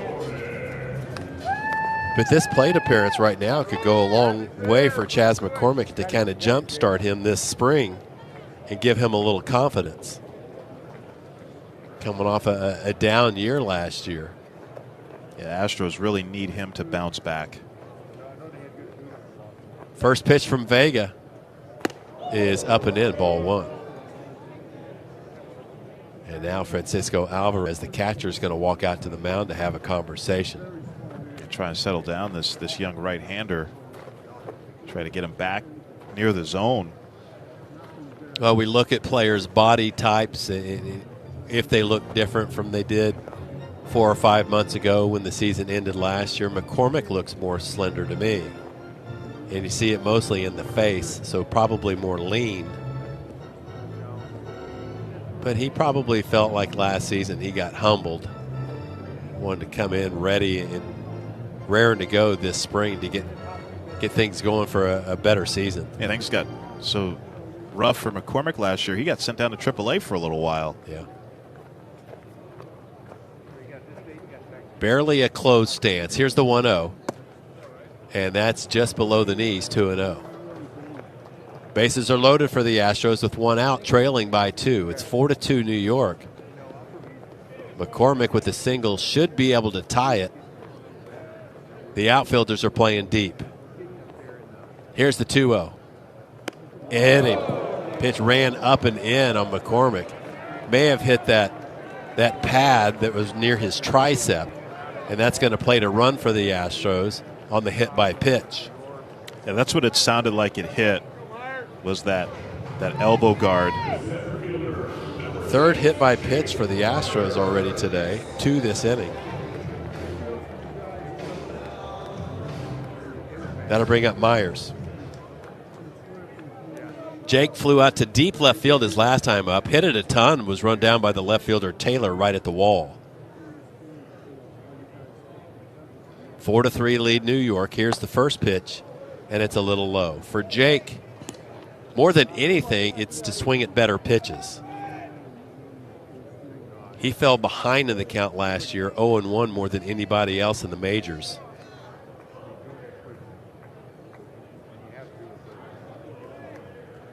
It's a good high ball hitter. 1-0 pitch is grounded foul to the left, and it's 1-1.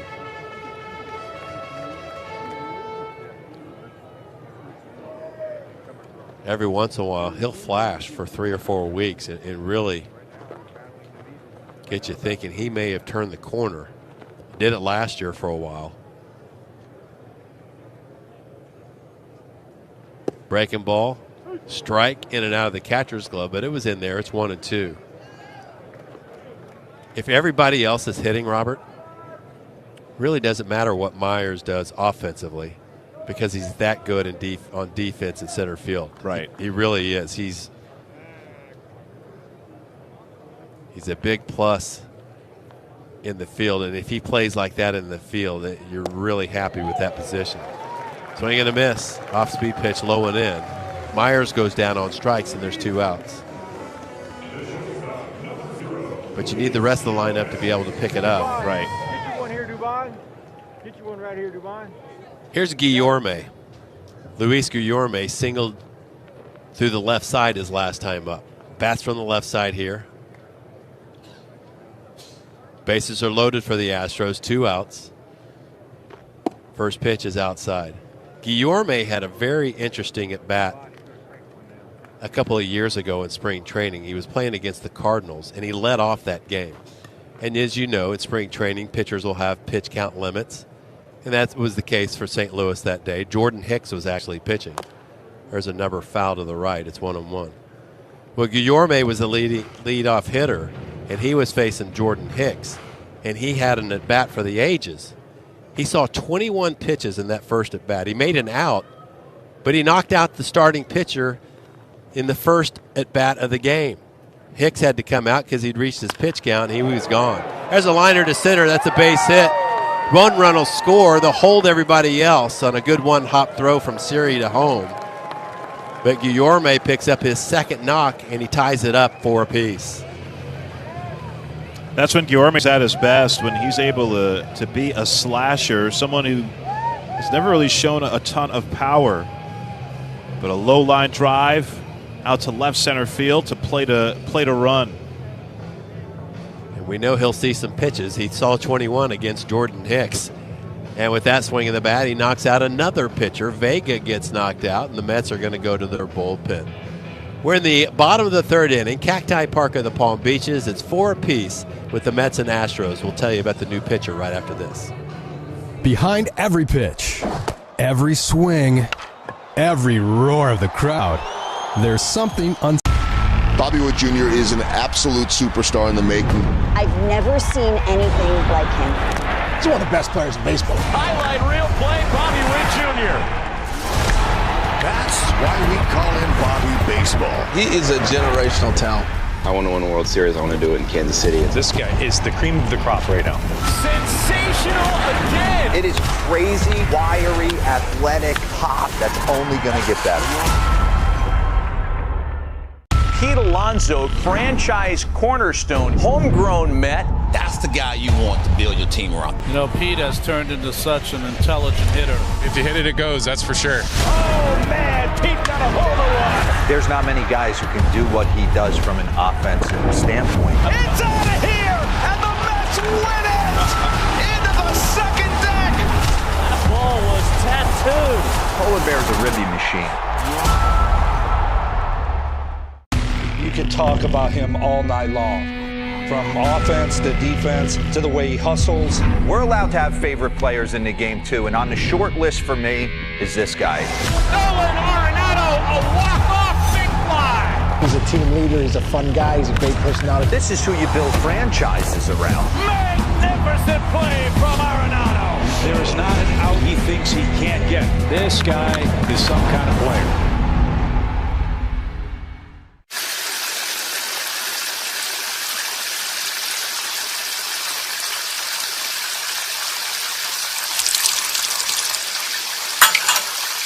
.24-year-old, and he'll face Dubon with the bases loaded. It's 4 apiece with the Mets and Astros in the bottom of the third. First pitch from Hawkins misses outside to Dubon, who's fly out to center field both times. Playing second for the Astros and leading off. Hawkins, 24 years old, pitches from the first base side of the rubber, comes set, delivers, and this is a pop-up.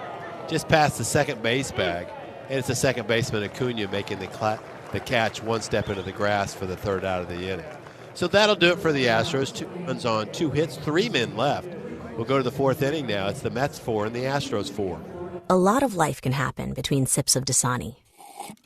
You know, the life moments, big and small, that are worth getting thirsty for. Like organizing a family movie night under the stars. Or hearing an old favorite song and having an impromptu dance party.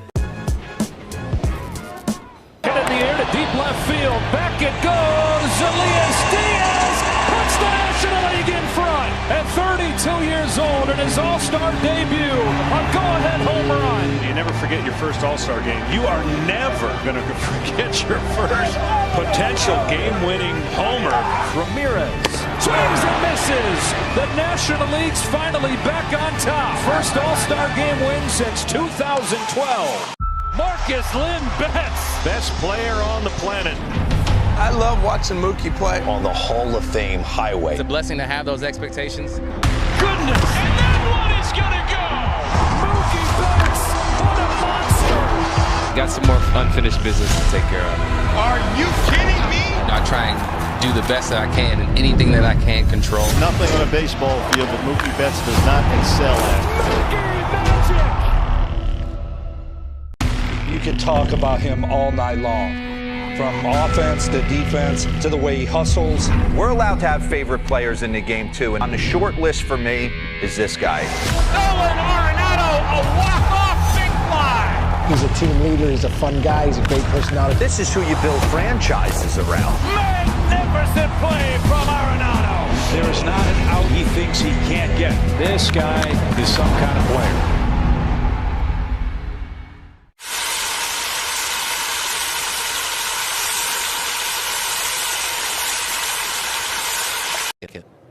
For the Mets, he's their 8th place hitter. And Wes Nesky's first pitch. This misses low for ball 1. Those the 2-seamer and 4-seam fastball. That was the sinker, the 2-seamer. Wind up in the pitch. And he gets that one in there. It's 1-1.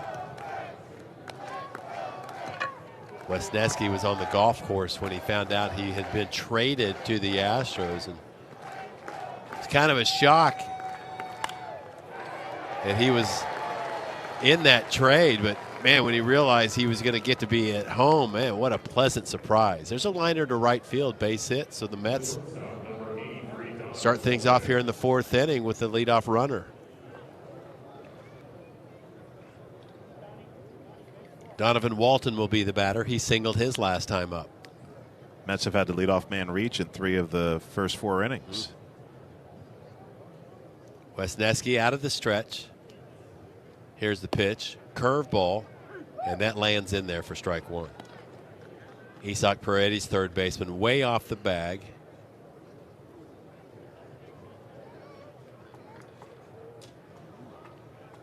Wes Nesky takes a big deep breath, comes set, here comes the 0-1. And it's a little bit low, 1-1. Looking for a ground ball somehow.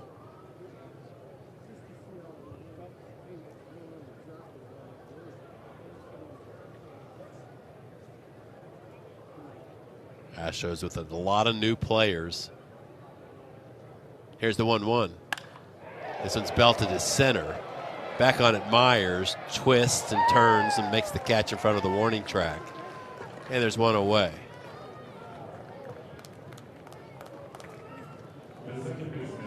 Take a little comfort when you see the ball in the air going toward Jake Myers' direction. Luis Angel Acuna is the batter now, 22-year-old, who's 1 for 2. He's got an RBI, he has a stolen base and a run scored. So he's been productive in the early stages of this game. We're in the top of the 4th. First pitch is skipped in there for ball 1, landing right in front of the catcher's glove.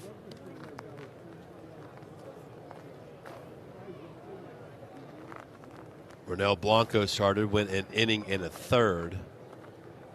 And then it was Nick Hernandez to get the final 2 outs of that 2nd inning. Now Wes Nesky, his 2nd inning of work. Lob throw over to first base, not in time. Wind blowing out toward right field. Not super breezy. Here's the 1-0. That's in there. Good tight breaking ball. It's 1-1.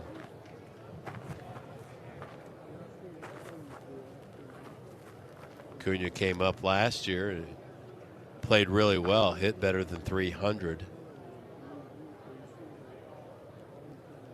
Here's the 1-1. And it's low. Low and away. It's 2-1. But he filled in nicely for Lindor for a while. He did. Yeah, wound up starting 10 games at short for the Mets. Then played a little bit of second base in the postseason.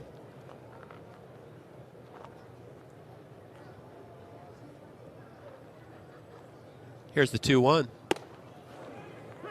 Yeah, it's a strike. Caught the outside corner. It's 2-2. Seems like the big question a lot of folks have had about Luis Angel Acuna is whether he has enough sock in that bat. Has great speed. Has never hit for a ton of power throughout his minor league time.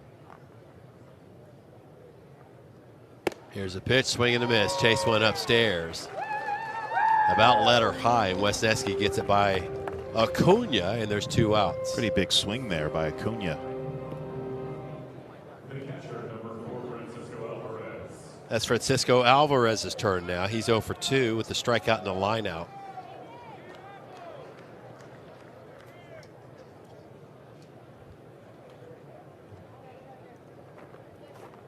Wesneski's first pitch is outside. Alvarez, a very free swinger. And I found that guys that swing the bat a lot on 1-0, you can't hardly throw a pitch that they won't take. Yeah, he did there. It's in there for a strike. Pudge Rodriguez one year swung on 1-0 all but like 2 or 3 times all season.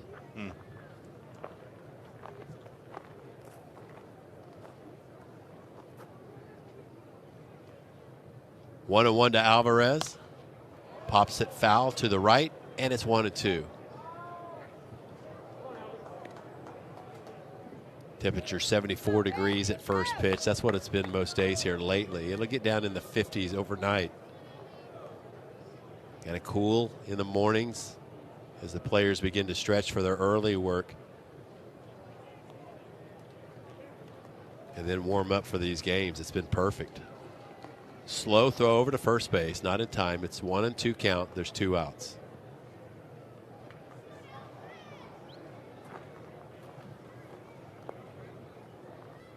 Wesneski comes set. Now the pitch, and it's fouled back. Astros activity in the bullpen. Wesneski was slated to throw a couple of innings today, so if he gets this man, that'll be true. It's Alejandro Torres, right-hander, loosening for the Astros.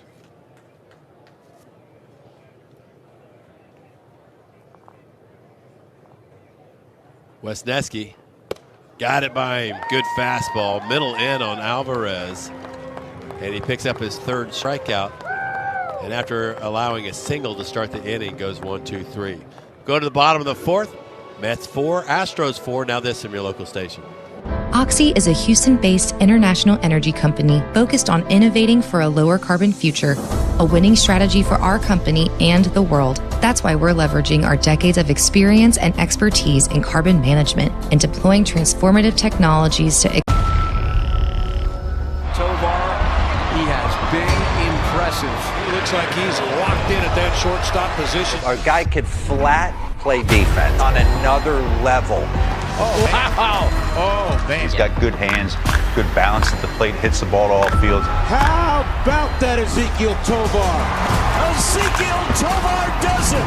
Man, is Tovar special. Look for big things for him in the near future.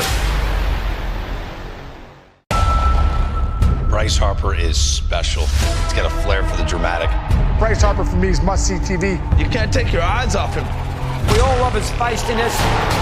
Every time it's a big moment, Bryce Harper comes through. That's what you always dream of, to put a city on your back and do that for your team. He did again! It is Bedlam at the bank! One of the coolest sports moments ever. You could talk about him all night long. From offense to defense to the way he hustles. We're allowed to have favorite players in the game too, and on the short list for me is this guy. Nolan Arenado, a walk-off big fly! He's a team leader. He's a fun guy. He's a great personality. This is who you build franchises around. Magnificent play from Arenado! There is not an out he thinks he can't get. This guy is some kind of player.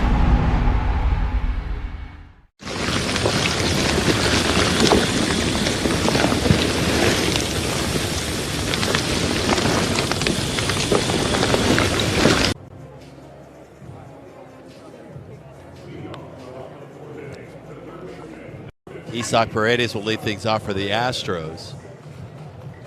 Reed Garrett, out of the blue, strikeout numbers really jumped last year. It leads you to believe he came up with a new pitch, but 83 strikeouts and 57 in the 3rd, where he never had 1 strikeout per inning before in his career at any level. Isak looks at a pitch low. It kind of bounced around. Been with the Orioles, the Tigers, pitched in Japan for a little while. Paredes close to the plate. Here's the pitch from Garrett, and it's low again. It's 2-0. Isak has walked, scored a run, and also grounded out so far this afternoon in his first action of the spring.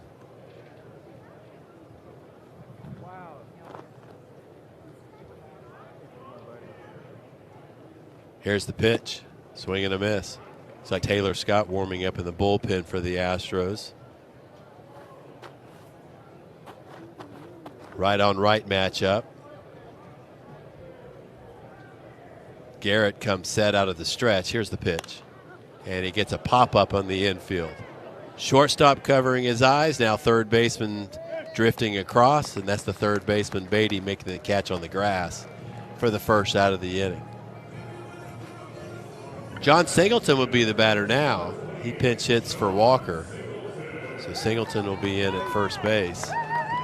Singleton, as we've mentioned, has transformed his body with a very tight regimen as far as his nutrition and lifting with this past offseason. Pitch is in there for strike one. John always with good plate discipline and power. If he could tap into that power more frequently, the Astros could really utilize that left-handed bat off the bench. Check swing, did he go? Yes, he did. 0-2 to Singleton. Singleton says, with last year being the first full year that he spent entirely in the big leagues, he felt like going into the offseason, he had a better idea of what he needed to do to be able to prepare for a full season. It's an 0-2 count. Reed Garrett delivers, and that's off the end of the bat, foul back into the screen, and it's still 0-2.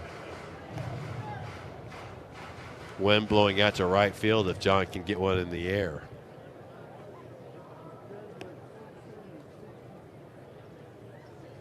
Garrett's ready. Here's the pitch to Singleton, and he crossfires a good fastball but misses inside. Backhanded by the catcher Alvarez, and it's 1-2.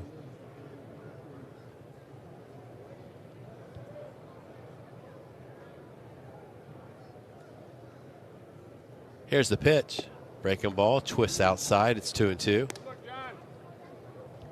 John will take over, I'm sure, at first base for Christian Walker, who looked good at the plate. A double and a walk and scored twice.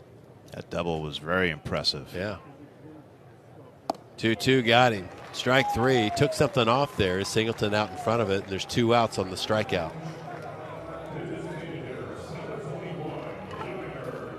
Yainer Diaz, the batter. Yainer's flied out twice, once to center field and once to right field. There's more home run production in that bat with Yainer Diaz, as hard as he hits the ball consistently. Pitch misses low, and the key is just to get the ball in the air a little bit more consistently, especially to the pull side. But still one of the more productive offensive catchers in baseball. Here's the 1-0, and that one's fouled back. 1 ball and a strike. Well, I think the Astros hope that they can lighten Diaz's workload a bit this year. Obviously, catches for the most part, but last year wound up playing a lot of first base, in addition to DHing quite a bit. Off-speed pitch, a little slider that's fouled off the catcher. Squirts toward their dugout. It's 1-2. I think the Astros hope that the lineup is a little more robust this year than it was last year, which might allow them to get Diaz off his feet a little bit more.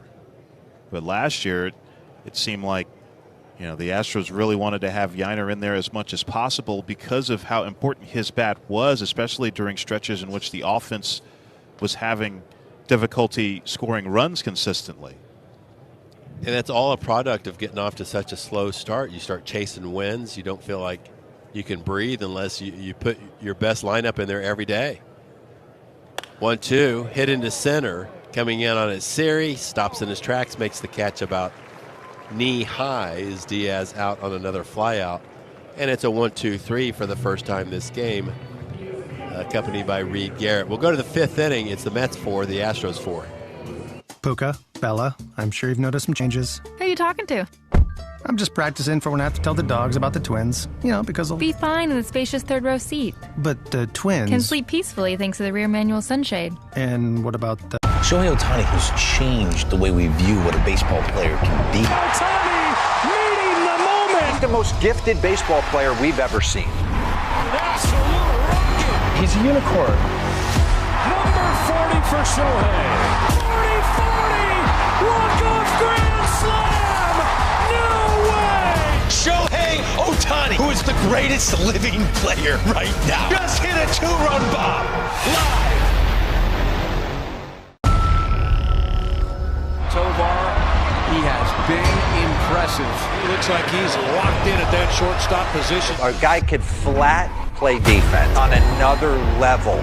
Oh, wow. Oh, man. He's got good hands, good balance at the plate, hits the ball to all fields. How about that Ezequiel Tovar? Ezequiel Tovar does it. Man, is Tovar special. Look for big things for him in the near future. Bryce Harper is special. He's got a flair for the dramatic. Bryce Harper for me is must-see TV. You can't take your eyes off him. We all love his feistiness. Every time it's a big moment, Bryce Harper comes through. That's what you always dream of, to put a city on your back and do that for your team. And he did it again. It is Bedlam at the bank. One of the coolest sports moments ever.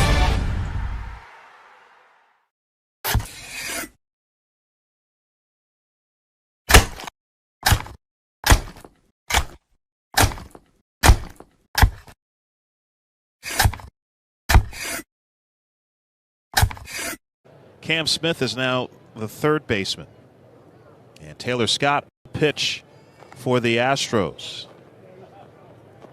Scott making his first appearance of the spring. He'll face Jesse Winker, who had an RBI single in the first, 1 for 2. First pitch, and Winker grounds it sharply. Left side to his left. Guillorme, shortstop, has it, throws across in time to get Winker. Guillorme was shaded up the middle and had to move quickly to his right on that ground ball. He knows just how much to put on those throws, doesn't he? He does. A good internal clock. So 1 out and nobody on for Tyrone Taylor, who is 0 for 2 with pop out, or a foul out and a ground out. I think Taylor Scott was the most pleasant surprise the Astros had on their roster last year. First pitch, that's a fastball high. I agree with you. Maybe Ronel Blanco you could throw in there too, but man, Taylor had a great season. Out of the blue. Came to camp last year on a minor league deal. The Astros were his 7th big league team, the 1-0. That's inside. And that grazed the jersey of Taylor, so he'll take first base on the hit by pitch. Yeah, the Astros last year were Scott's 7th big league team in 4 seasons. But found a home in Houston last year. You know when he got off kilter last year? I mean, he was pitching great. It was the day that the Astros traded Jake Bloss, who was supposed to start that day, traded him to Toronto in that Yusei Kikuchi deal. And Scott made a spot start and pitched 3 innings. And then just wasn't the same for a while. First pitch to Brett Beatty, misses outside for a ball. Beatty homered in the 3rd. Travis Swaggerty is now running at first base for Taylor.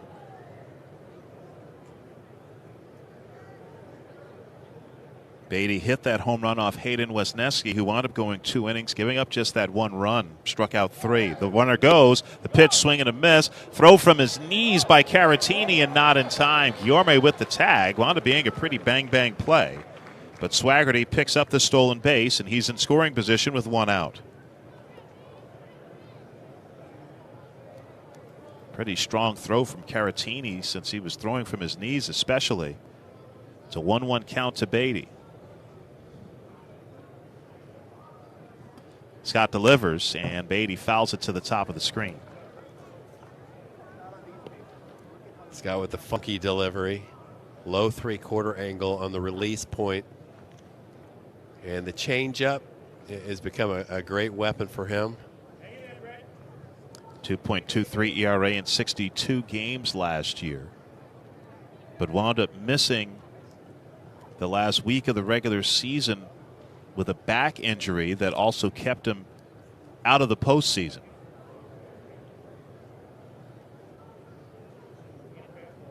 Four game. Swaggerty at second for the Mets with one out in the top of the fifth inning.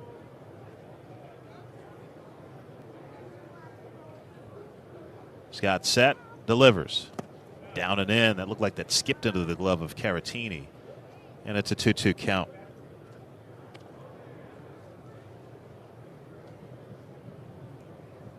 Taylor Scott from Johannesburg, South Africa, came to Arizona for a season of high school baseball when he was 17 and wound up getting drafted by the Cubs in the 5th round back in 2011. 2-2 is outside, pops out of the mid of Caratini, rolls to his left. He looks the runner back. Swaggerty goes back to second base, and it's a full count now to Brett Beatty. Taylor Scott now 32 years old. I think if everything goes well this spring, he'll probably be the 7th inning reliever for the Astros in games they're leading. 3-2. That's lifted to left, fairly deep. Now coming in for it, McCormick. He started back, and he's unable to catch it. Grabs it on the short hop, and there are runners at first and second with one out. McCormick got fooled, initially went back on that ball, then had to race in. And as a result, Beatty reaches safely. Yeah, the swing fooled him. The pitch got in on the batter. McCormick with a late jump. So a bit of a rough sequence for Scott. Grazes Tyrone Taylor with a pitch, and then gives up a bloop hit on a ball that was misjudged by McCormick. Beatty will come out of this game for a pinch runner as William Lugo replaces him at first base. So William Lugo now at first. Travis Swaggerty is the runner at second for New York. Astros and Mets tied at 4 with one out in the top of the 5th. Pitch on the way, and there's a strike at the top of the zone, 0-1. Batter is Jose Siri, who homered in the second, walked in the third.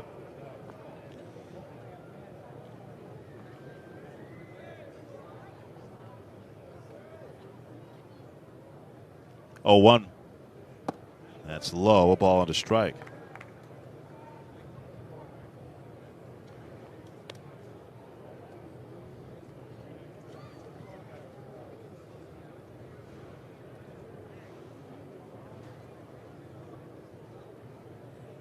Scott comes set, hands just below the belt, delivers. And Siri drives it out to right, coming in for it now, Gamble, and he makes the catch on the jog. Runners have to retreat. Well, Gamble with a good jump. That was off the end of the bat as well. Gamble saw it pretty quickly and started charging. Now it's Luis Torrens to the plate. He has grounded out and struck out. One of the Mets catchers DHing this afternoon. Scott trying to strand a couple of base runners in his first appearance of the spring. The kick and the pitch. And that's in there for a strike, 0-1.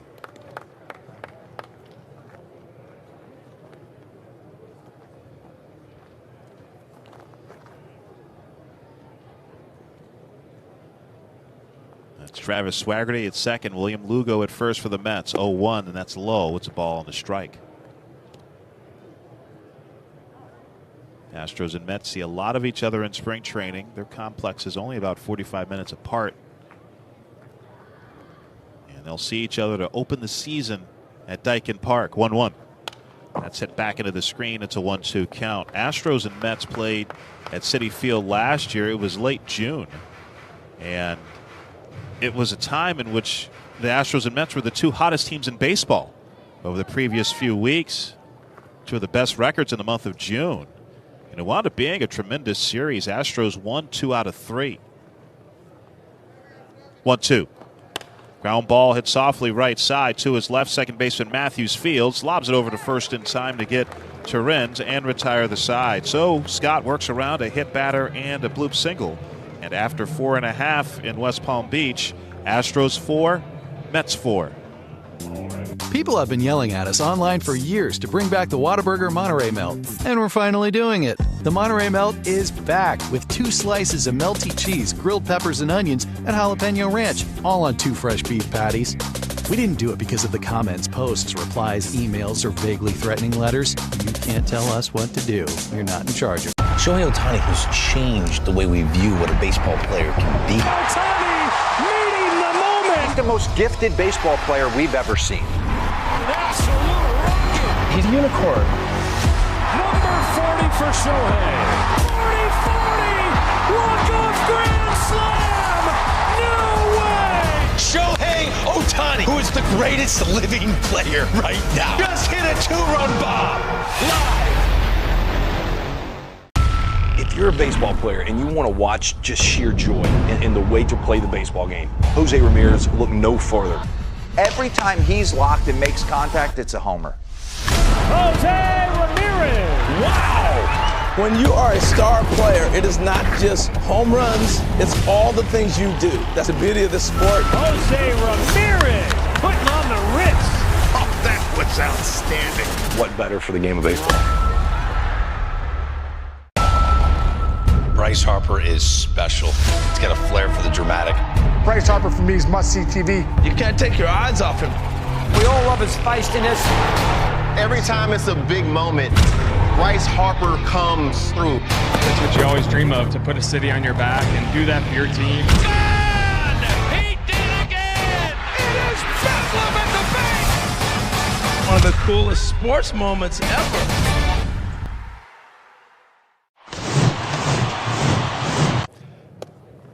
Familiar face Chris Davinsky on the mound for the Mets delivers a strike to Victor Caratini to start off the home 5th. Astros and Mets tied at 4. Caratini 1 for 2 with a single and a run scored. He's also reached on an error, the 0-1. And that's low. Did he go around? He did not. It's a 1-1 count. Chris Davinsky in camp with the Mets on a minor league deal, as the Mets have made several other changes here. We'll get to those momentarily. The 1-1. And that's low. And it's 2 balls and a strike now to Caratini, probably his last plate appearance of the afternoon.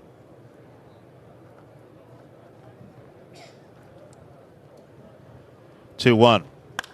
Caratini hits it pretty well to right. New right fielder Alex Ramirez going back at the wall, looking up. See you later. Hits off the back wall of the Mets bullpen for Victor Caratini.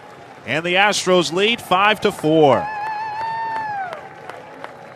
Oh, you're talking about some quick hands from Caratini on a pitch on the inner third. He just spun, and that bat came with it.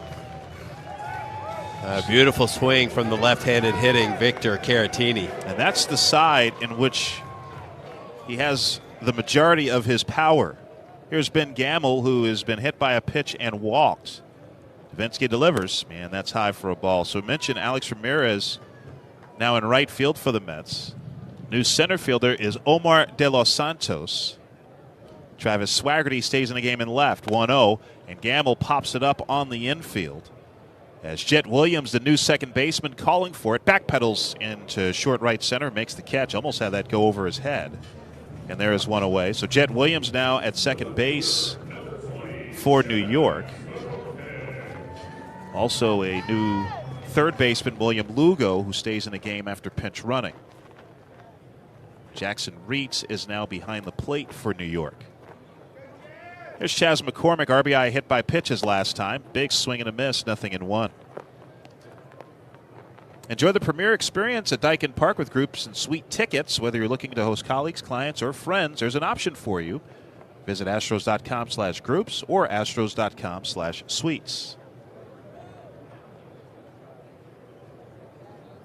Astros lead 5-4, bottom of the 5th, thanks to Caratini's homer. 0-1.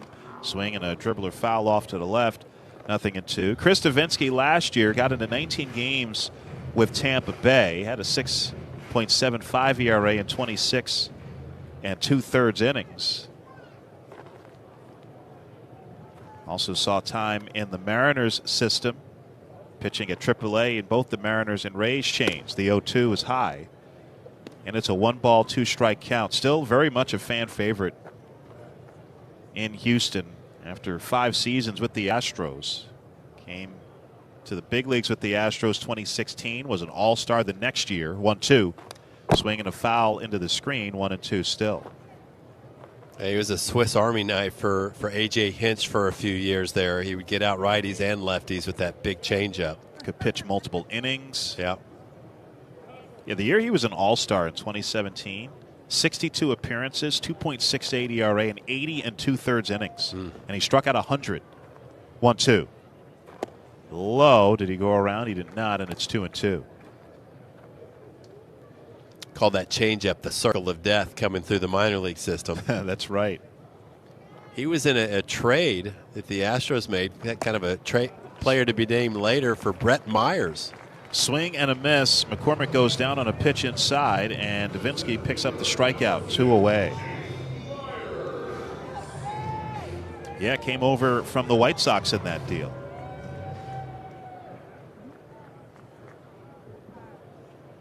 Jake Myers stands in 0 for 2 with a line out and a strikeout. The kick and the pitch, and Myers fouls it back into the screen. 0-1.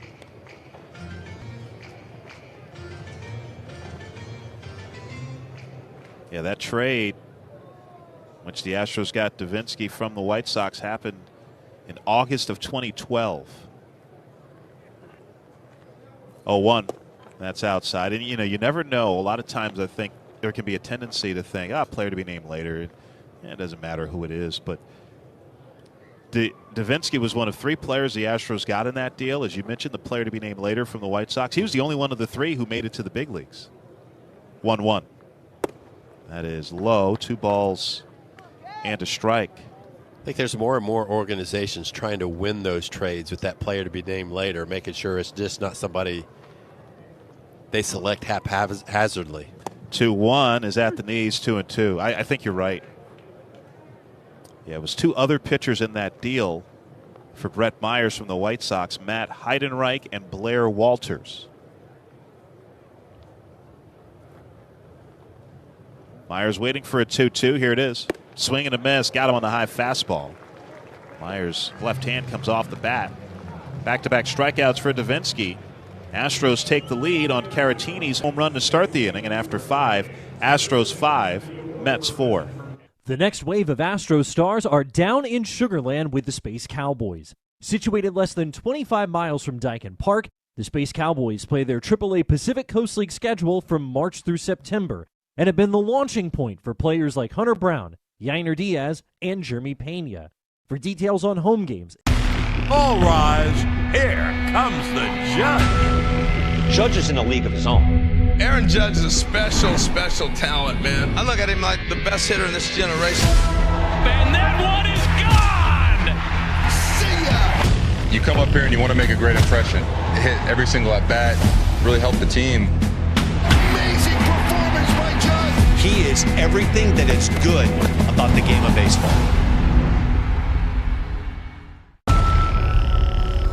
Tovar, he has been impressive. He looks like he's locked in at that shortstop position. Our guy could flat play defense on another level. Oh, wow. Oh, man. He's got good hands, good balance at the plate, hits the ball to all fields. How about that Ezequiel Tovar? Ezequiel Tovar does it.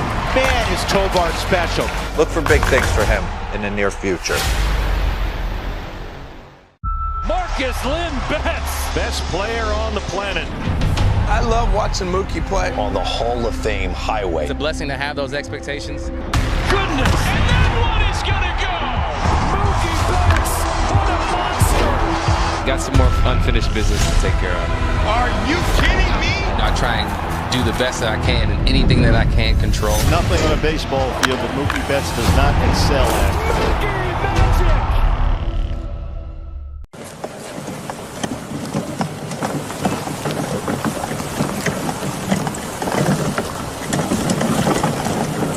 Is at shortstop.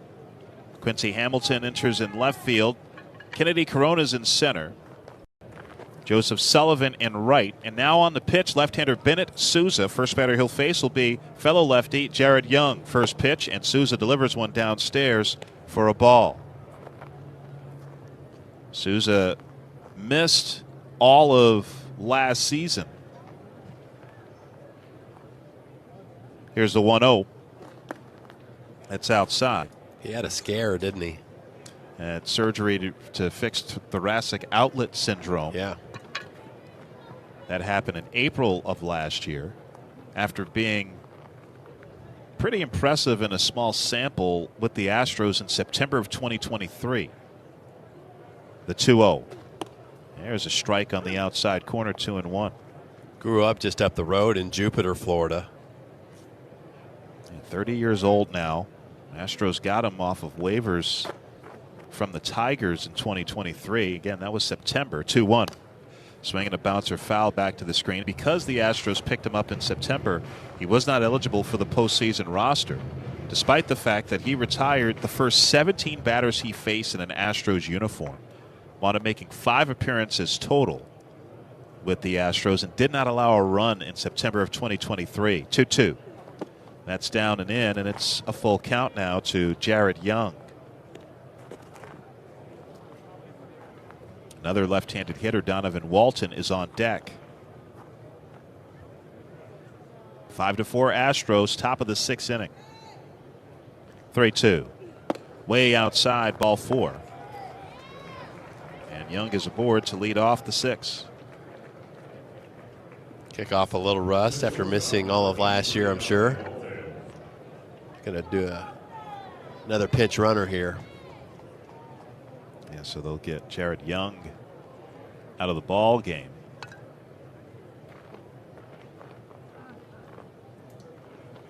As Donovan Walton will stand in for the Mets. Tyler Clifford, I believe that's the pinch runner on first base, former Astro. First pitch, and Walton takes a strike. Yeah, Ryan Clifford, one of the players Astros gave up to the Mets for Verlander, right? Yeah.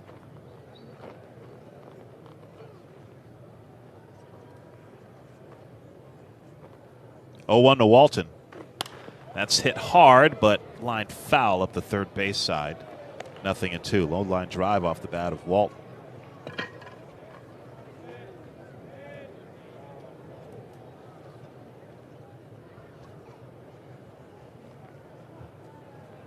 Souza works from the first base side of the rubber. 0-2. Ground ball right side, snared by Singleton to his right, throws to second for 1. On to first by short, safe. Souza was covering, actually dropped the baseball, Souza did, on the throw from short. So it's a fielder's choice, allowing Walton to reach, and there's 1 out.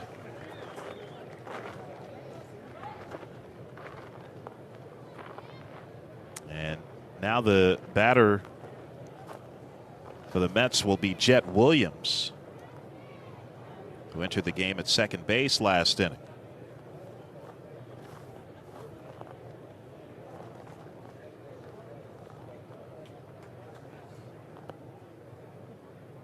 Souza set at the belt, delivers. And that's hit sharply past the dive of the third baseman Smith and into left field. And the Mets now have runners at first and second with 1 out on that hard hit single by Williams through the left side. By the way, that was a pinch runner that came on for Walton after he reached on the fielder's choice, Yanni Hernandez, who is now the runner at second base.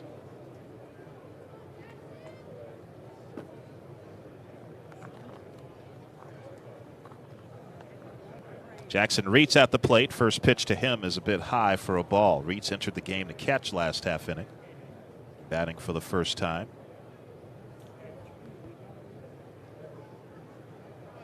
Souza hoping for some late sink to get a ground ball here, maybe get out of this inning with a double play.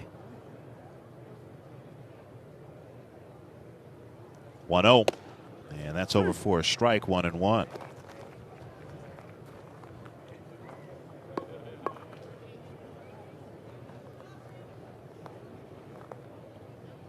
Five runs, 4 hits for the Astros, 4 runs, 9 hits for the Mets. Both teams have been charged with an error. 1-1, broken bat, bloop, shallow right side, backpedaling Matthews to make the catch in short right field. And that is a big second out as the runners have to retreat. Shattered the handle of that bat.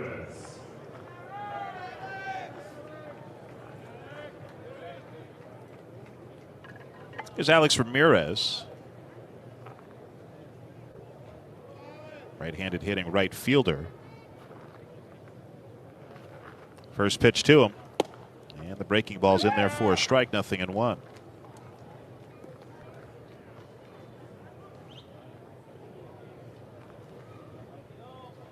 Both teams now have gotten all of their starters out of this ball game.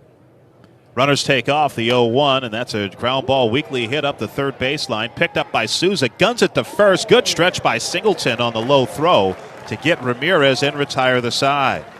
So Bennett Souza walks the batter and gives up a hit, but no runs. And we're through 5.5. Astros 5, Mets 4. Now this from your local station. Oxy is a Houston-based international energy company focused on innovating for a lower carbon future, a winning strategy for our company and the world. That's why we're leveraging our decades of experience and expertise in carbon management and deploying transformative technologies to accelerate emissions reduction across all our operations and helping other companies do so as well. Bobby Wood Jr. is an absolute superstar in the making. I've never seen anything like him. He's one of the best players in baseball. Highlight reel play, Bobby Wood Jr. That's why we call him Bobby Baseball. He is a generational talent. I want to win a World Series. I want to do it in Kansas City. This guy is the cream of the crop right now. Sensational again. It is crazy, wiry, athletic pop that's only going to get better. Bryce Harper is special. He's got a flair for the dramatic. Bryce Harper, for me, is must-see TV. You can't take your eyes off him. We all love his feistiness. Every time it's a big moment, Bryce Harper comes through. That's what you always dream of, to put a city on your back and do that for your team. And he did it again. It is Bedlam at the bank. One of the coolest sports moments ever. Rafael Devers stands in the batter's box, and he's a ribby machine. This guy drives in 100 runs a year. In his sleep, his bat plays. He has earned his place among the elite hitters in the game. Rafi Devers strikes again. He is spectacular. He's a franchise-type player. Devers' offense is legit. Out of sight. He just mashes. Ridiculous. Oh, Rafi.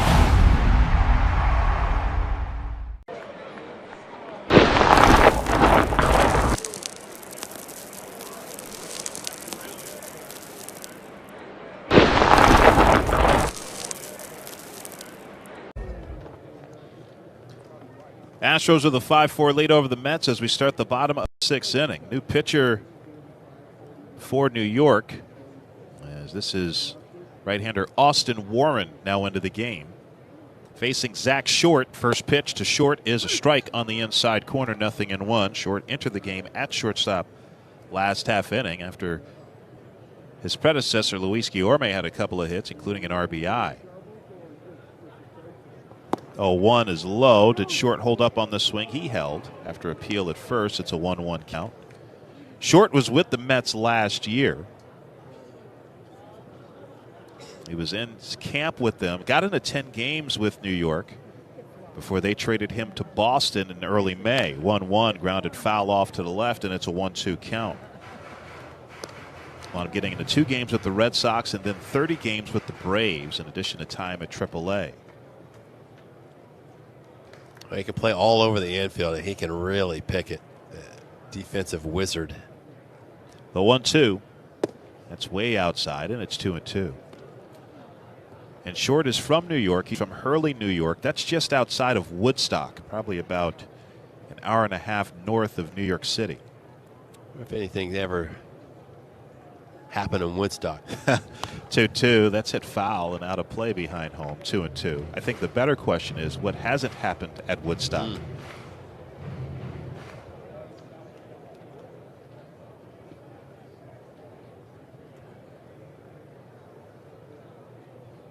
Short open stance from the right side. Rests the bat on his back shoulder as he waits. 2-2, and that's fouled again out of play behind home.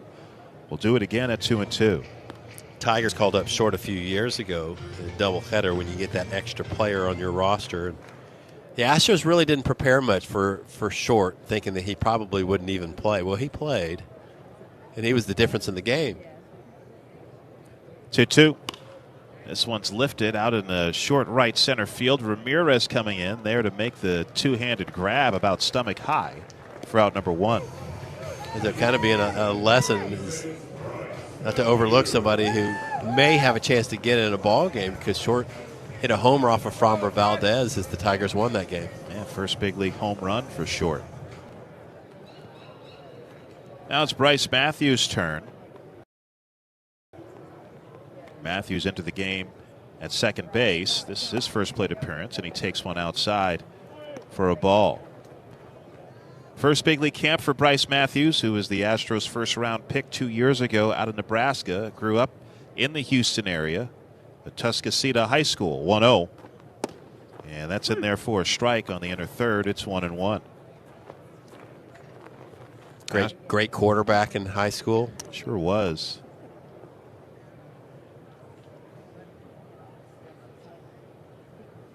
The 1-1 from Warren is off the outside corner. You know who one of his teammates was at a Tuscaloosa High School on the gridiron? He's a lineman, right? Kenyon Green, offensive lineman, wound up being a first-round pick at the Texans out of Texas A&M.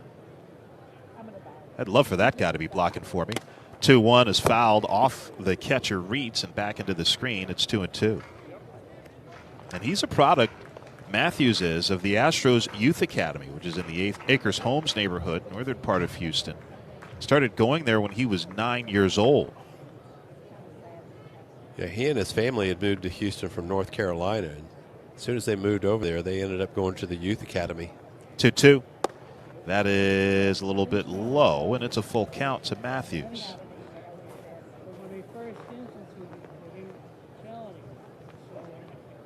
28th overall pick in the 2023 draft. Astros were a little surprised that he was still available there. 3-2. And that is a little bit low. Didn't miss by much. Ball 4. So Matthews works out a walk.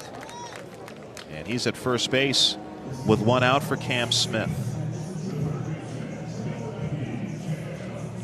Join the official Kids Club of the Houston Astros. The Astros Buddies Club presented by HEB. It's just $45 plus taxes and fees. Go to astros.com/buddies to sign up.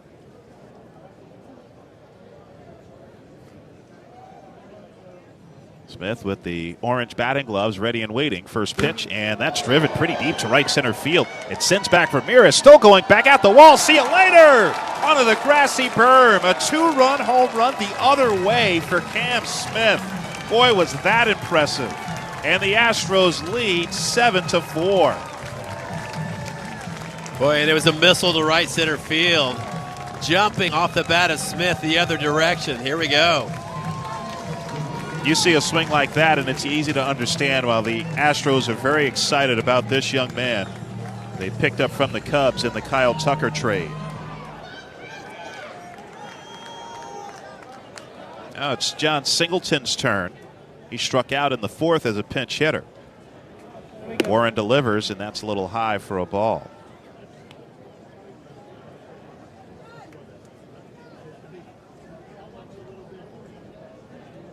Infield shaded slightly to pull against the left-handed hitting Singleton. The 1-0. That's a big swing and a foul back into the screen. It's 1-1.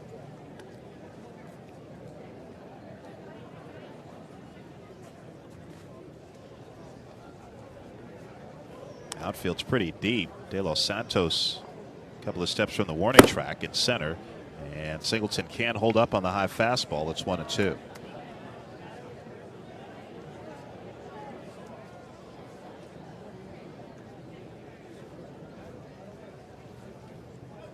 Boy, that swing by Cam Smith will get you excited. Yep. Dana Brown was on with us earlier in this game, talked about Cam Smith. 1-2, swing and a miss, got him on a high fastball in. Singleton strikes out, 2 away. And of course, that trade with Kyle Tucker, not easy, but he was explaining that sometimes you got to keep your one eye on the future and one eye on the present. Leading off. Welcome back to West Palm Beach. Astros spring training baseball at the Cacti Park of the Palm Beaches. Astros lead 7-4 over the New York Mets. New pitcher Rico Garcia face the heart of the order for the Astros, somewhere right in the middle. Quincy Hamilton will bat for the first time. He's had a good looking spring so far, spraying the ball. Bats from the left side for the Astros. Quincy Hamilton rests the bat on his back shoulder. First pitch in there for strike one from Rico Garcia. That's exactly how he pronounces it every time.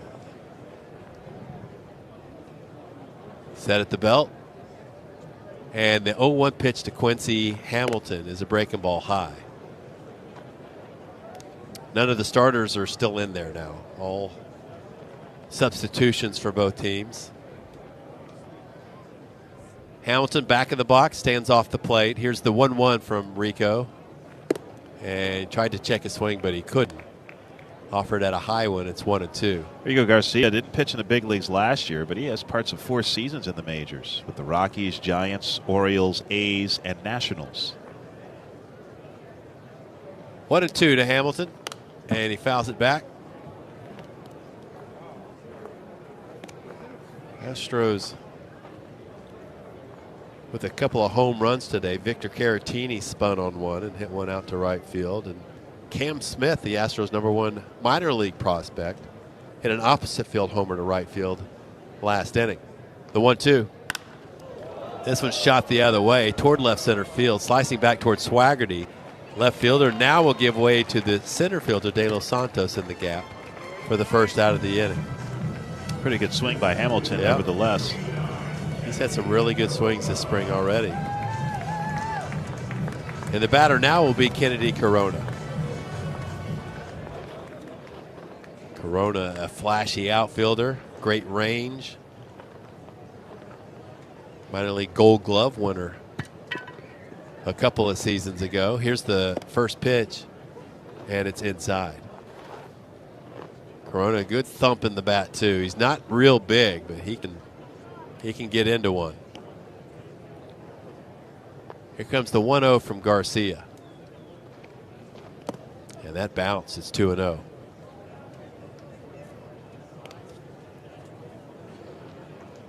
Astros trying to extend their 3-run lead. It's 7-4, bottom of the 7th inning. Garcia delivers, and he catches the outside corner. Corona watches it go by.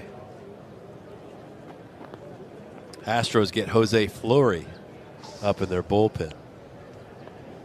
Looks like he'll have the next inning or so, probably 2 innings for Fleury. He's the starting pitcher. This one slugged into right center field on a line, and that's a base hit for Corona. Big turn around first. He'll hold on a sharp single by Kennedy Corona.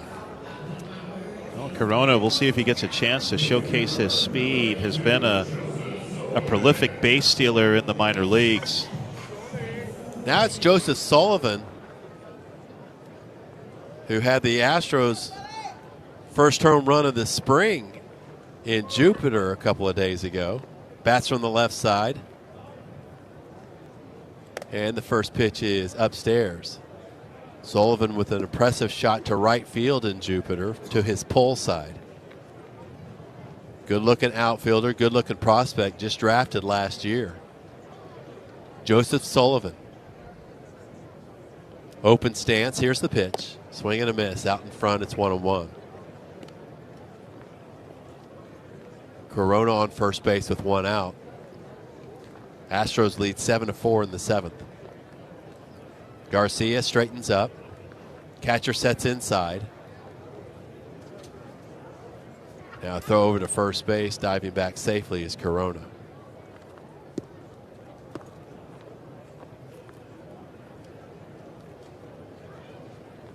Sullivan taps the plate with the end of his bat gently. Now he's ready.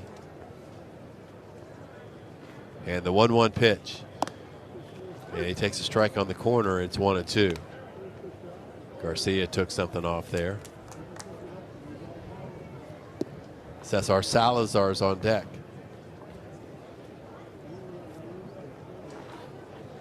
Sullivan waits. Here comes the 1-2 pitch. Swing and a miss. Got the fastball by him, about belt high. And that strikeout gives Garcia his second out of the inning. Runner on first for Salazar. Salazar didn't get a lot of chances last year, but when he got a chance, he made the most of them. Did a good job behind the plate and at the plate in the big leagues last year. Runner goes. That's a nubber off the end of the bat. Slow roller to the third baseman, charging, and he makes the play. Gets Salazar on a nice play by Lugo for the third out of the inning. So the Astros, no runs, 1 hit, 1 man left. We'll go to the 8th. It's the Astros 7, Mets 4. This is Coke Zero Sugar. Could I be the best Coke ever? Try and taste with your ears. Hear those bubbles? Imagine them tingling on your tongue. Fizzy deliciousness. Listen to that cascading liquid. A mouth-watering waterfall. Irresistibly tasty. Zero sugar. Crisp, refreshing, and ice cold. Is Coke Zero Sugar the best Coke ever? Try and decide. In every moment, there's something that connects us. We can't see it, but it's there. It's air. It's where you work, live, and play. To perfect your air, you can count on Daikin Comfort Pros to deliver the right solution for your heating, cooling, and total indoor comfort. To find a Daikin Comfort Pro near you, visit DaikinComfort.com. That's DAIKIN Comfort.com. Daikin, the official comfort zone of the Houston Astros. Check out the largest selection of authentic jerseys, caps, hoodies, t-shirts, and more. Visit MLBshop.com, the official source for your Houston Astros gear. Robert Ford, Steve Sparks, boost engineer Matt Bolts at Cacti Park at the Palm Beaches as we go to the 8th inning. Astros with a 7-4 lead over the Mets. And right-hander Jose Fleury is the 7th pitcher of the day for Houston. His first pitch to pinch hitter Kevin Parada is outside for a ball. Parada batting for the DH, Luis Torrens, who started the game. Here's the 1-0. And Parada hits it in the air out to right. Sullivan to his left, and he makes the catch on the jog. 1 away. Robert, the best pitch for Jose Fleury is his changeup, which a lot of people say dazzles. He'll throw it any time in the count, and that's the pitch he gets his most outs with, and a lot of swing and miss even on that pitch. There's Ryan Clifford.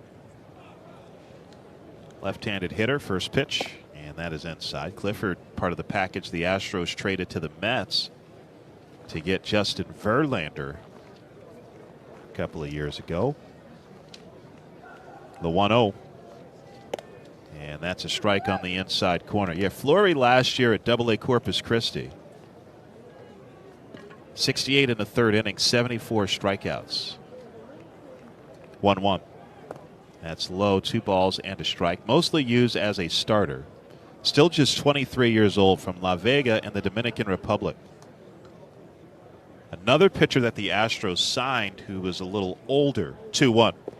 That's low. Signed out of the Dominican Republic at 19 years old, Fleury. The Astros have had a lot of success doing that, signing pitchers who were a little old by typical signing standards in Latin America. 3-1. And that's lined pretty deep to left field. Going back on it, Hamilton has a play, makes the catch a step from the warning track. Clifford hit it pretty well the other way, and they're a 2 away.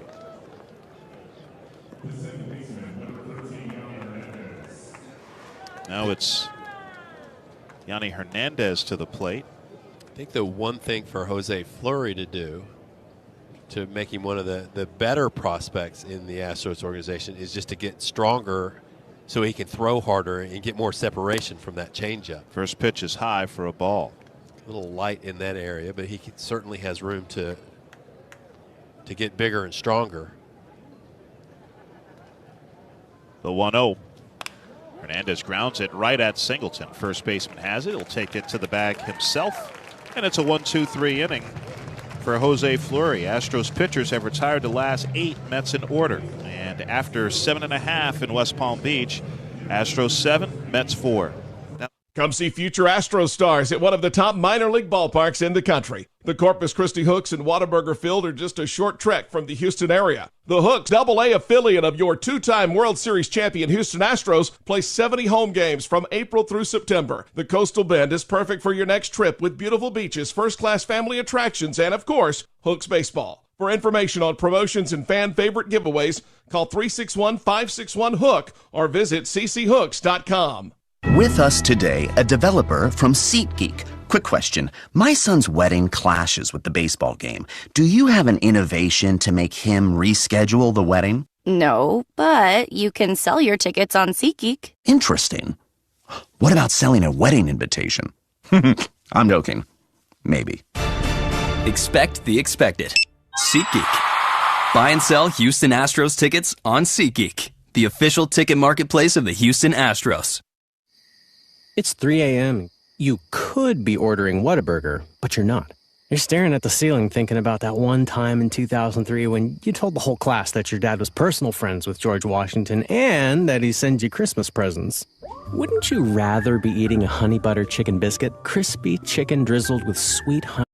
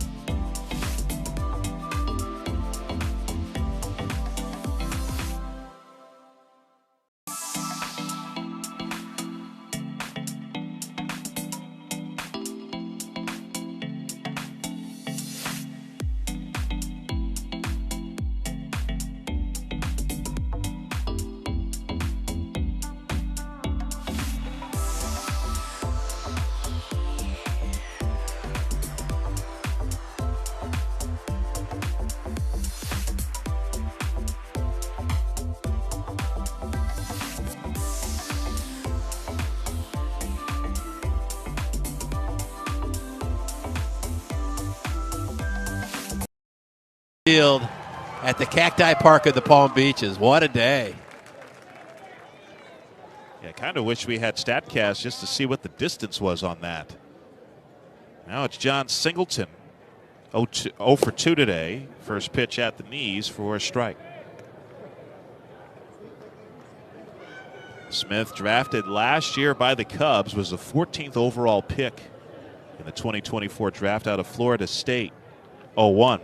That's inside. Hit 16 home runs as a sophomore for the Seminoles last year, helping them get to the College World Series. And also showed very impressive plate discipline. Almost as many walks as strikeouts last year in college. 1-1. Singleton takes one down and away. 2 balls and a strike. And very early in camp, the Astros had said Smith would just be playing third base, but over the last few days, heard that he's going to play some outfield as well, and he has a little bit of experience in the outfield, not a ton. 2-1, and Singleton hits it foul and out of play off to the right. And you'd have to think, Steve, putting Smith out in the outfield from time to time this spring is just kind of a nod toward the fact that he might be here sooner rather than later, or be in the big league sooner rather than later. Isak Paredes, the Astros have team control over him for at least 3 more years. 2-2. And Singleton hits it high in the air, right side of the infield. Now in the short right, the second baseman Williams into foul territory makes the catch to retire the side. The Astros get another run on Cam Smith's second home run of the game. And we go to the 9th. Astros 8, Mets 4. The clock's ticking. Life's not a passive sport. Sometimes you gotta go out there and make your own luck. Sometimes you just gotta go for it. That's why everyone's rushing out to get the new Blitz scratch tickets from the Texas Lottery. With top prizes up to $1 million, it could be your chance to go big. So, get moving and play today for a blitz of cash prizes. The Blitz is on. Must be 18 or older. Play responsibly. A lot of life can happen between sips of Dasani. You know, the life moments, big and small, that are worth getting thirsty for. Like organizing a family movie night under the stars. Or hearing an old favorite song and having an impromptu dance party. Or finding a new dinner recipe that the whole family loves. The crisp, clean taste of Dasani was made for all of life's thirst-worthy moments. Dasani, because life happens between sips.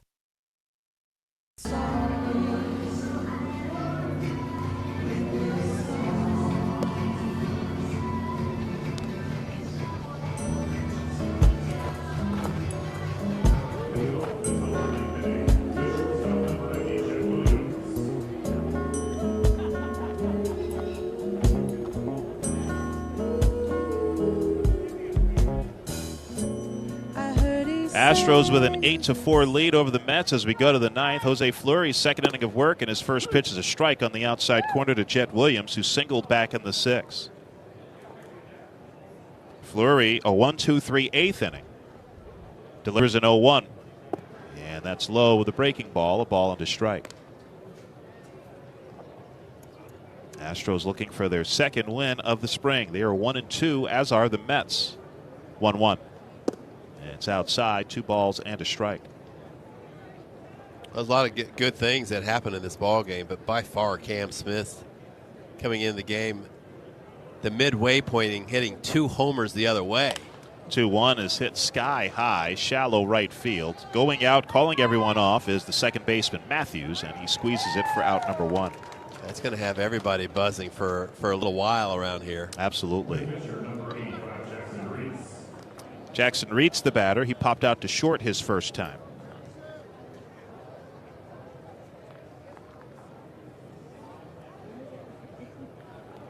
First homer was a little over 400 feet. That last one, 387.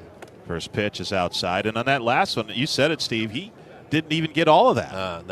Not by any stretch. It got in on him a little bit, too. And to be able to punch it the other direction that high and that far is different. 1-0. Swing and a miss. And it's a 1-1 count now to Reitz. If I was to guess, I would say he's 6'4", 235-ish. What do you think? I know he's listed at 6'3". The 1-1 is just outside. 2 balls and a strike. Let's see what his official really put metrics together, are. but he moves really athletically. Right. Good side to side, good feet. The 2-1 fouled back to the screen. Listed at 6'3", 224 pounds, Cam Smith. Okay. I'm sure he's a touch over that. Yeah, I'd take 6'4", just having seen him in person.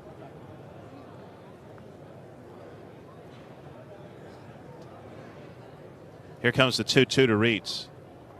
Breaking ball, and that's fouled out of play off to the left. And the count remains 2-2. Real diligent worker, very polite. You know, you get a chance to hear him talking with the media. 2-2 is a little bit low and outside. Full count. Very intelligent, thoughtful answers.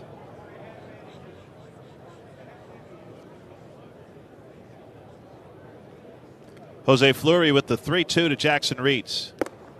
Missed high and inside. Actually clipped his jersey, so that'll go down as a hit by pitch. Though either way, Reeds was going to reach first base there with that not being in the strike zone. Let's pause 10 seconds for station identification on the Houston Astros radio network. After the game wraps, join us on the A-Team for your first Astros take on your home of the Astros. Sports Talk 790 KBME Houston.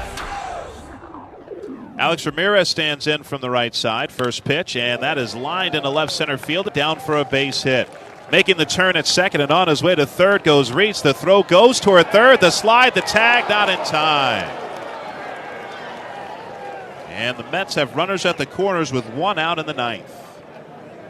It's one of those, they probably take a look on the instant replay monitor. Bang, bang play at third base. Pretty good throw by Hamilton on the money anyway. So Reeds at third, Ramirez at first, 1 out. Astros lead 8-4 in the 9th. Yeah, Mets are looking for another base runner. Travis Swaggerty at the plate, struck out looking his first time. Pitch on the way, and Swaggerty takes one down low. Yeah, before the hit by pitch in the single, Astros pitchers had retired the last 9 in a row. Now the Mets fans in attendance trying to give their club some support here in West Palm Beach. 1-0, and that's popped foul and out of play behind home. It's a ball and a strike.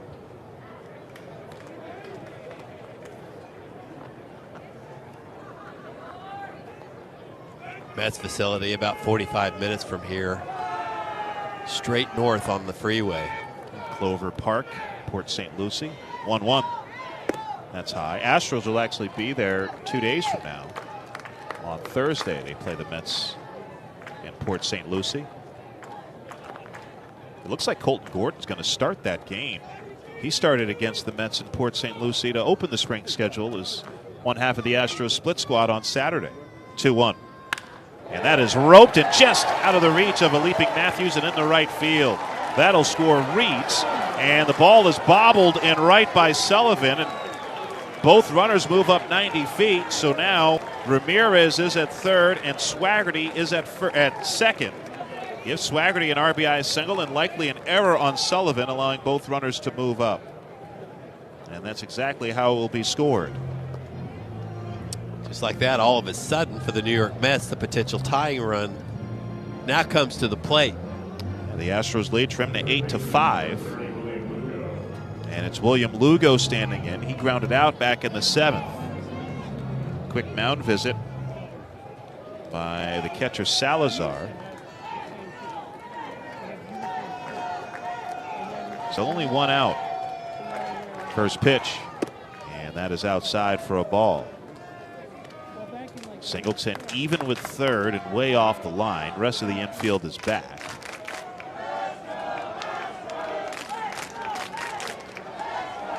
William Lugo hit 186 with 8 home runs in 84 games at High A Brooklyn last year.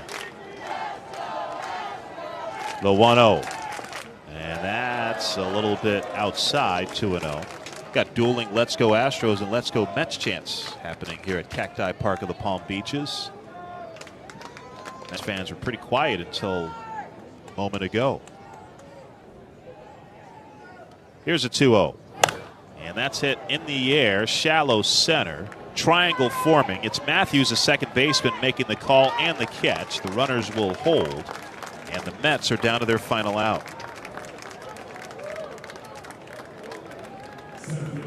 Situations like this, when a pitcher has to face a little adversity like Fleury is now, is a good way to monitor and evaluate what his poise is like in a situation like this.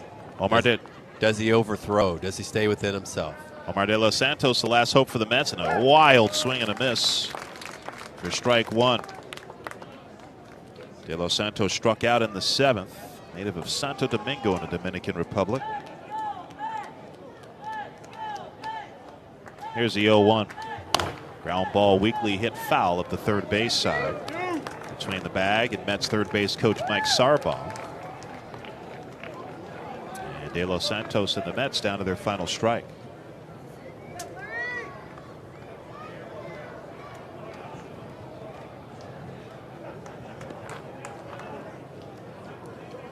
Ramirez at third, Swaggerty at second. 0-2. Strike three call on the outside corner. De Los Santos goes down, and that is the ball game. The Houston Astros used 3 homers, 2 of them by Cam Smith, to defeat the New York Mets by a final of 8-5. We'll be back with the Gallery Furniture postgame show after this. What does it mean to be the energy behind the world champions? Well, at Reliant, it means powering the home of the Houston Astros and the homes of Astros fans across our great state. Reliant is passionate about powering our community today and for generations to come. Together,